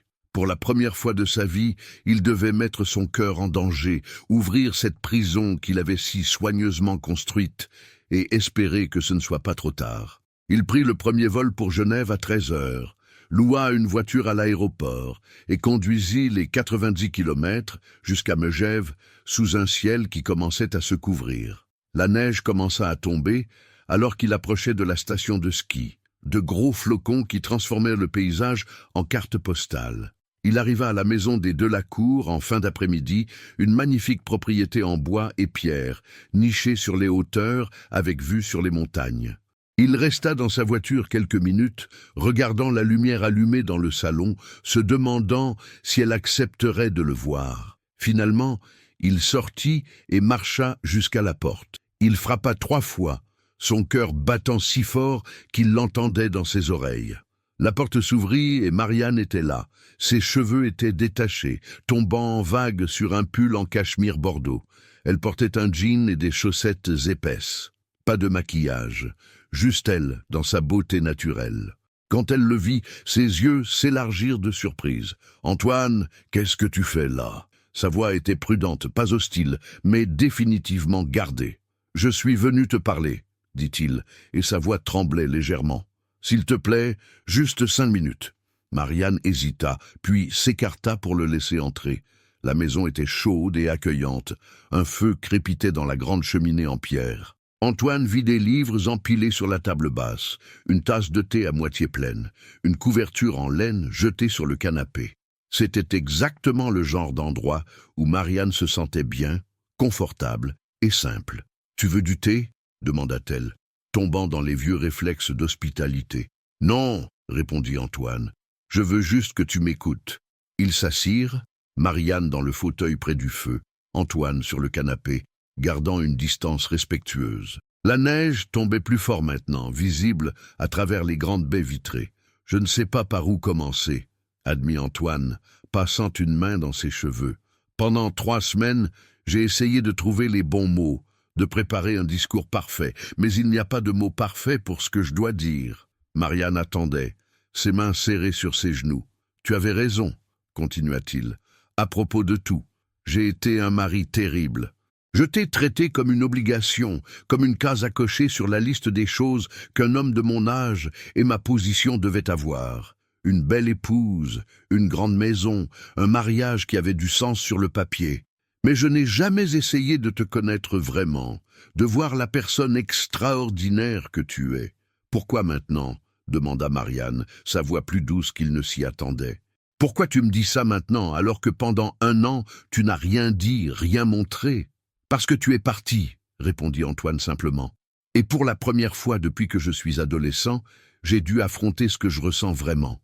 Sans travail pour me cacher, sans distance pour me protéger, sans excuse. Il se leva et marcha jusqu'à la fenêtre, regardant la neige tomber. Quand ma mère est morte, j'avais 17 ans. Mon père m'a dit que pleurer était une faiblesse, que les sentiments étaient un luxe, qu'un homme qui allait diriger un empire ne pouvait pas se permettre. Alors j'ai fermé cette partie de moi-même. J'ai construit un mur si épais autour de mon cœur que rien ne pouvait passer. Ni la joie, ni la tristesse, ni l'amour. Il se tourna vers elle. Et puis je t'ai épousée. Et pendant 1 an, tu as essayé de briser ce mur. Avec ta gentillesse, ta patience, ton amour inconditionnel. Mais j'ai résisté. Parce que laisser tomber ce mur signifiait être vulnérable. Et j'avais trop peur de ça. Marianne écoutait, les larmes commençant à couler silencieusement sur ses joues. Quand tu es parti, la maison était vide. Pas juste physiquement, mais vraiment vide. Il n'y avait plus de musique le matin, plus de café frais, plus ta présence douce qui remplissait les pièces, même quand tu ne disais rien. Et j'ai réalisé que tu étais devenu ma maison sans que je m'en rende compte. Antoine s'approcha lentement, s'agenouilla devant le fauteuil de Marianne, levant les yeux vers elle. « Je ne sais pas si je suis capable d'aimer comme tu mérites d'être aimé, » admit-il. Et c'était la vérité la plus difficile qu'il ait jamais dite. « Je ne sais pas comment être l'homme dont tu as besoin. Mon père ne m'a jamais montré comment. Mais je veux essayer, vraiment essayer. Pas par obligation, pas parce que notre mariage a du sens sur le papier, mais parce que... » Il prit une grande respiration, les mots se coinçant dans sa gorge. « Parce que je t'aime, Marianne, d'une façon qui me terrifie, d'une façon qui me fait comprendre pourquoi j'ai construit ces murs en premier lieu, parce que cet amour me rend vulnérable et j'ai peur de tout gâcher. » Le silence qui suivit était chargé d'émotion. Marianne le regardait, les larmes coulant maintenant librement, ses mains tremblant légèrement. « Tu m'aimes » murmura-t-elle, sa voix à peine audible. « Depuis quand ? » ?»« Je ne sais pas, » admit Antoine. « Peut-être depuis le début, mais j'étais trop fermé pour le reconnaître. Peut-être progressivement, à travers toutes ces petites choses que tu faisais et que j'ignorais. Ou peut-être que ça m'a frappé d'un coup quand tu es parti et que j'ai réalisé que tu emportais toute la lumière avec toi. » Il prit ses mains dans les siennes. « Je ne te demande pas de me pardonner immédiatement. Je ne te demande pas de revenir comme si rien ne s'était passé. Je te demande juste une chance. Une vraie chance de te montrer que je peux être meilleur, que je veux être meilleur. Pas l'homme parfait, parce que je ne le serai jamais, mais un homme qui t'aime et qui est prêt à se battre pour ça. » Marianne ferma les yeux, les larmes continuant de couler. Quand elle les rouvrit, il y avait dans son regard un mélange de douleur, d'espoir et quelque chose d'autre, de la force. « J'ai passé 1 an à mendier des miettes de ton attention, » dit-elle, sa voix tremblant mais ferme. « À me transformer, à me diminuer, à faire tout ce que je pensais qui te rendrait heureux, et ça m'a presque détruite, Antoine. J'ai perdu qui j'étais. La Marianne qui riait facilement, qui aimait spontanément, qui croyait au bien dans les gens. Elle a disparu quelque part dans cette grande maison vide où mon mari me traitait comme un fantôme. » Antoine hocha la tête, acceptant ces mots comme les coups qu'ils étaient. « Je sais, et je suis désolé, je suis tellement désolé. Si je te donne cette chance, » continua Marianne, « ce ne sera pas un retour à ce que nous étions. Parce que je ne veux plus être cette Marianne qui accepte les miettes. Je veux quelqu'un qui me choisit activement, qui a envie d'être avec moi, qui ne me traite pas comme un devoir. C'est ce que je veux aussi, » dit Antoine. « Je ne veux plus de ce mariage de façade. Je veux te connaître vraiment, tes rêves, tes peurs, ce qui te fait rire à 3 heures du matin. Je veux construire quelque chose de réel avec toi. Pas le mariage arrangé que nos pères ont négocié, mais quelque chose qui nous appartient. Marianne le regarda longuement, cherchant dans ses yeux la vérité de ses paroles. Ce qu'elle y vit dut la convaincre parce qu'elle murmura finalement « Je t'aime toujours, tu sais, même après tout, même quand je ne voulais plus t'aimer. Mon cœur n'a jamais arrêté de t'appartenir. Alors, laisse-moi en prendre soin, supplia Antoine. Laisse-moi apprendre comment t'aimer correctement. » Marianne tendit la main et toucha son visage, ses doigts traçant la ligne de sa mâchoire. « D'accord, » chuchota-t-elle, « une chance, mais une vraie, Antoine. Si tu me refais du mal, je pars pour de bon. Je m'aime trop maintenant pour accepter moins que ce que je mérite. Tu ne le regretteras pas, promit Antoine. Je te le jure. » Et alors, sans plus de mots, il se pencha et l'embrassa. Ce n'était pas comme leur baiser de mariage sur les marches de Notre-Dame, formel et distant. Ce n'était pas non plus comme les quelques baisers qu'ils avaient échangés depuis, mécaniques et sans âme. C'était quelque chose de complètement nouveau, un baiser chargé d'un an de douleur et d'espoir, de sentiments refoulés et de promesses futures. Les lèvres d'Antoine trouvèrent celles de Marianne avec une douceur qu'il ne savait pas posséder. Elle goûtait les larmes salées sur son visage, sentait ses mains trembler alors qu'elle montait pour encadrer son visage. Marianne répondit au baiser avec une intensité qui le surprit, ses doigts se glissant dans ses cheveux, le tirant plus près. Le baiser s'approfondit, devint plus urgent, plus nécessaire. C'était comme si tout ce qu'il n'avait pas dit, tout ce qu'il n'avait pas partagé pendant cette année de mariage fantôme, s'exprimait maintenant à travers ce contact. Les mains d'Antoine glissèrent dans le dos de Marianne, la pressant contre lui. Il sentait son cœur battre contre sa poitrine, rapide et fort. Sa propre respiration était devenue irrégulière, son contrôle habituel complètement abandonné. Quand ils se séparèrent finalement, tous deux haletaient, les fronts pressés l'un contre l'autre, les yeux fermés. « Mon Dieu !» murmura Antoine. « C'était réel !» compléta Marianne. « C'était réel !» Ils restèrent ainsi, dans cette position intime, pendant ce qui sembla être une éternité. Dehors, la neige continuait de tomber, recouvrant le monde d'un manteau blanc et pur. À l'intérieur, 2 personnes qui s'étaient perdues commençaient à se retrouver. « Reste, » dit Marianne finalement. « Cette nuit. Je ne suis pas prête pour plus, mais reste. Parlons. Vraiment. » Antoine hocha la tête. « Aussi longtemps que tu voudras de moi. » Cette nuit-là, ils restèrent éveillés jusqu'à l'aube, assis près du feu, parlant vraiment pour la première fois depuis qu'ils s'étaient rencontrés. Antoine raconta sa mère, comment elle était douce et aimante, comment sa mort l'avait brisé et comment son père avait transformé ce chagrin en quelque chose de froid et de dur. Il raconta la pression écrasante d'être l'héritier Morel, les attentes impossibles, la solitude de sa position. Marianne raconta sa propre enfance, comme elle avait toujours été la petite fille parfaite, celle qui ne faisait jamais de vagues, qui faisait toujours ce qu'on attendait d'elle.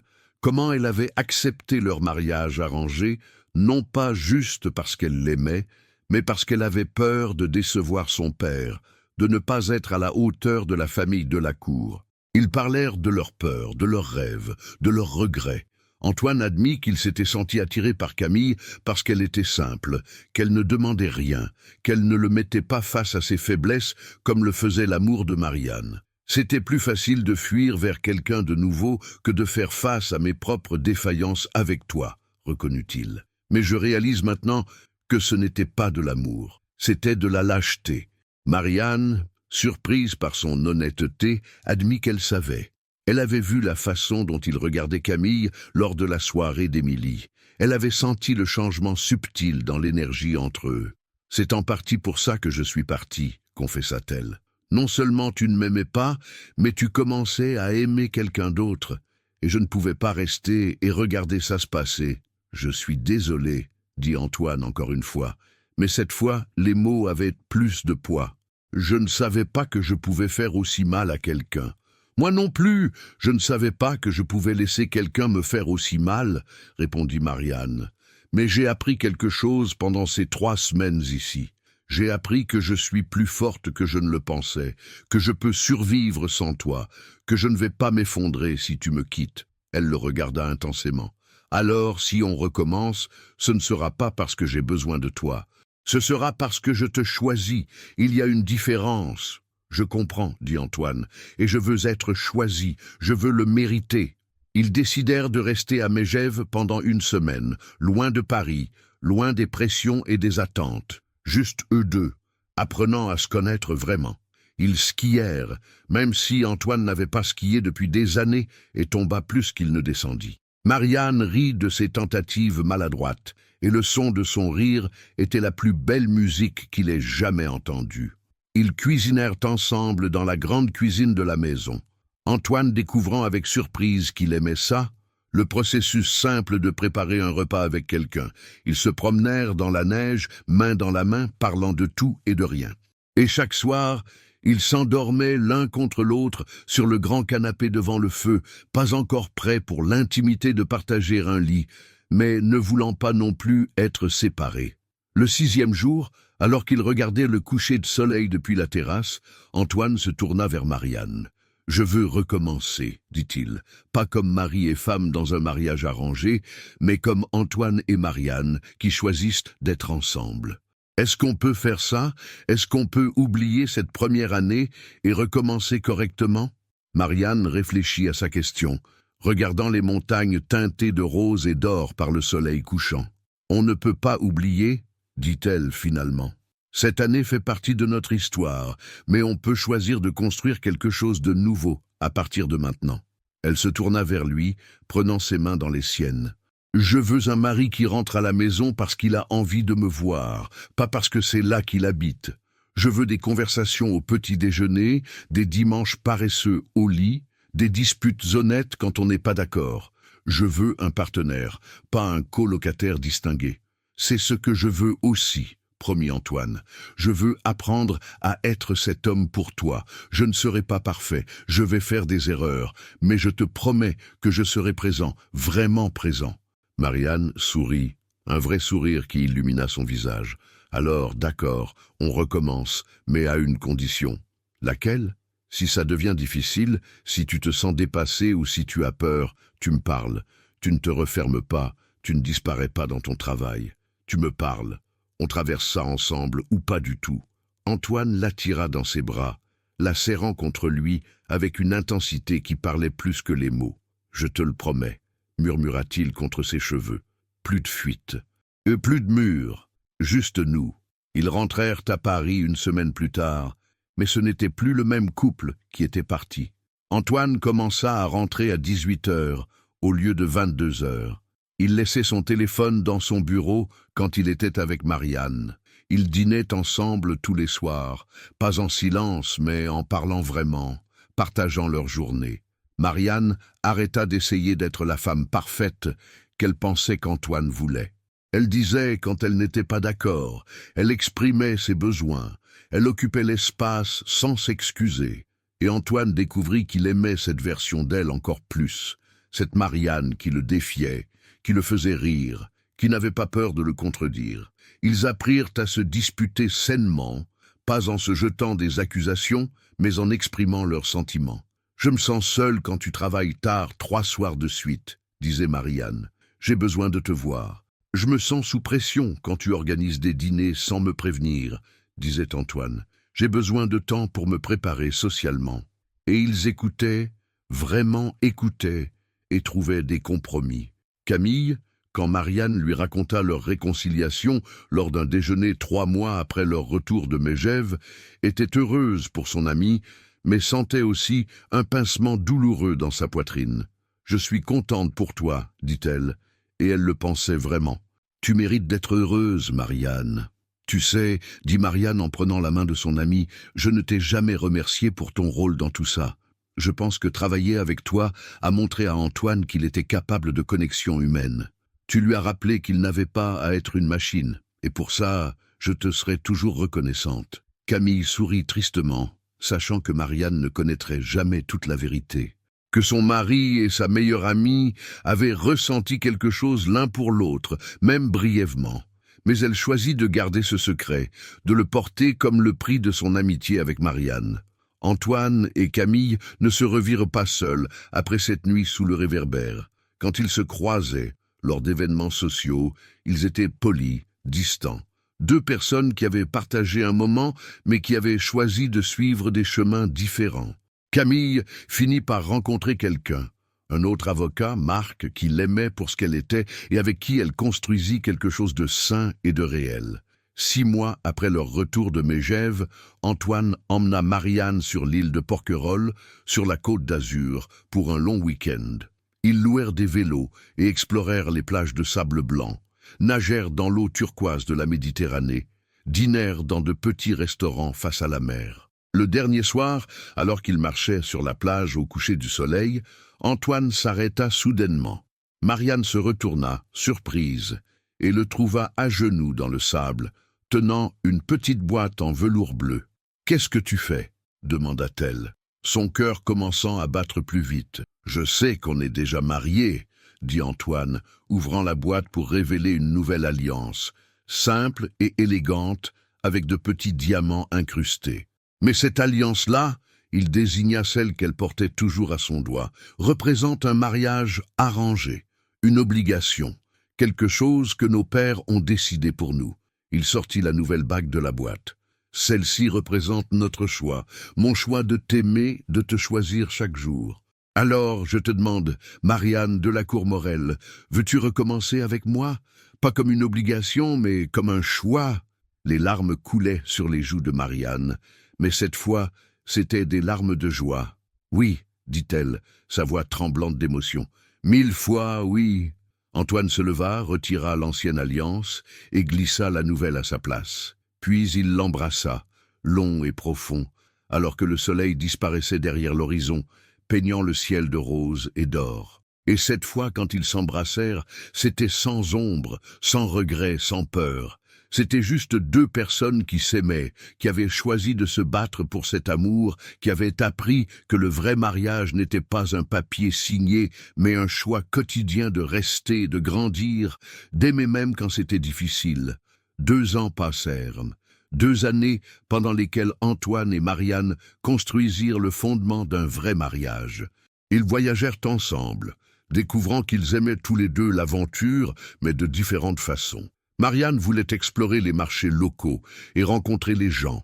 Antoine préférait les musées et les sites historiques. Ils firent des compromis, alternant entre leurs préférences. Antoine apprit à exprimer ses émotions, lentement, maladroitement parfois, mais Marianne était patiente. Elle célébrait chaque petit progrès, chaque « je t'aime » qu'il disait plus facilement maintenant, chaque fois qu'il la cherchait pour un câlin sans raison. Marianne apprit à maintenir son indépendance tout en étant en couple. Elle développa la fondation de la Cour, lançant 3 nouvelles écoles dans des quartiers défavorisés. Antoine assistait à chaque inauguration, fier de voir sa femme dans son élément, brillante et passionnée. Ils apprirent aussi à naviguer les défis. La mère d'Antoine, ou plutôt l'absence de sa mère, était toujours une blessure sensible.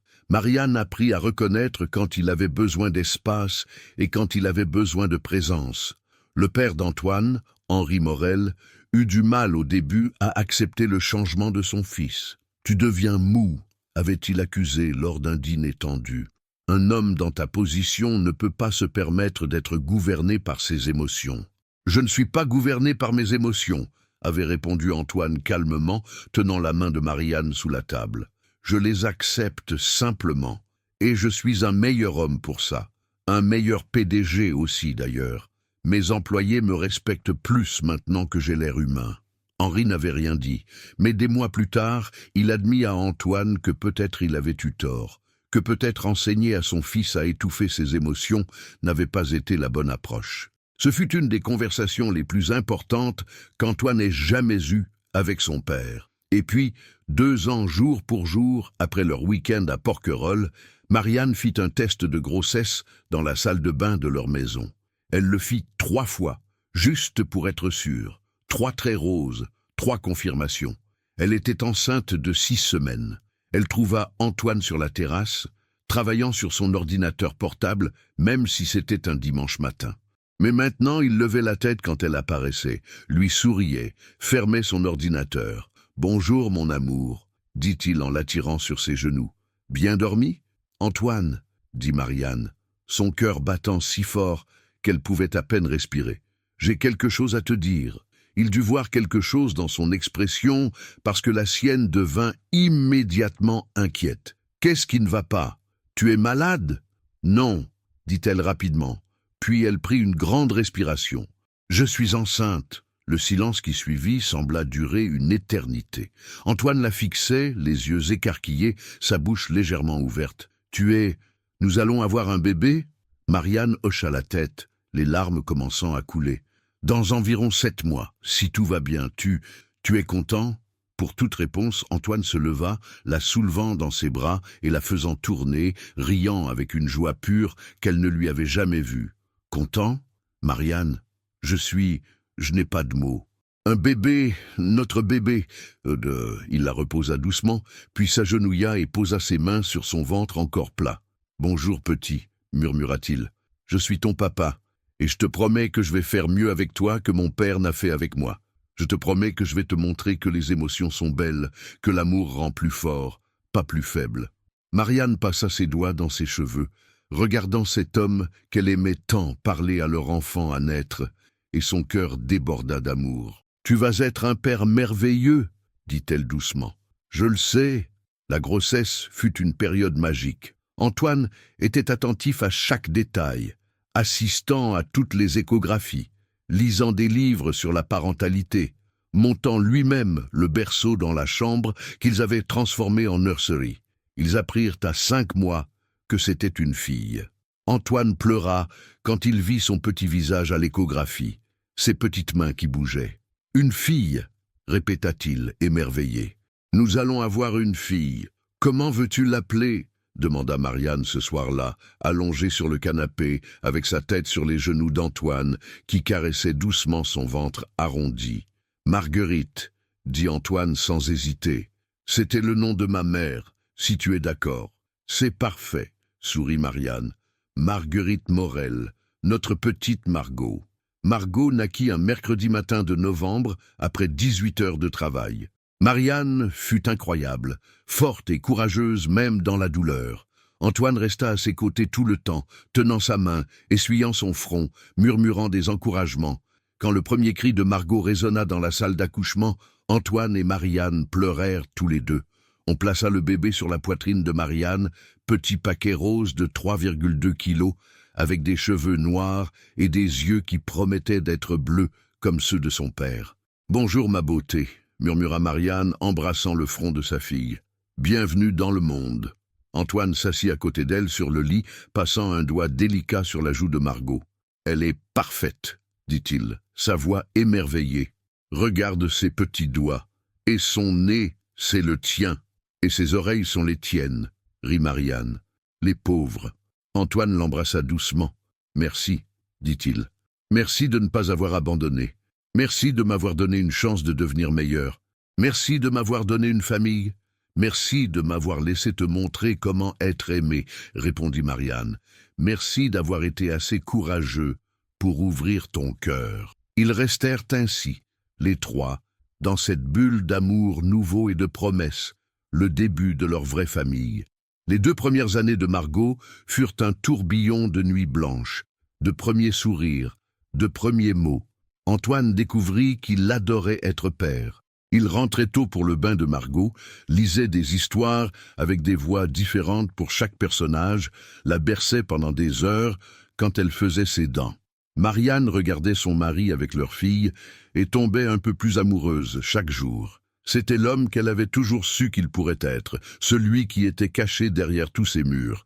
Et maintenant, il était libre, vraiment libre d'aimer et d'être aimé en retour. Un samedi après-midi, alors que Margot avait presque 2 ans, ils se trouvaient dans leur maison de campagne à Mégève, celle-là même où Antoine était venu chercher Marianne, il y avait plus de 4 ans.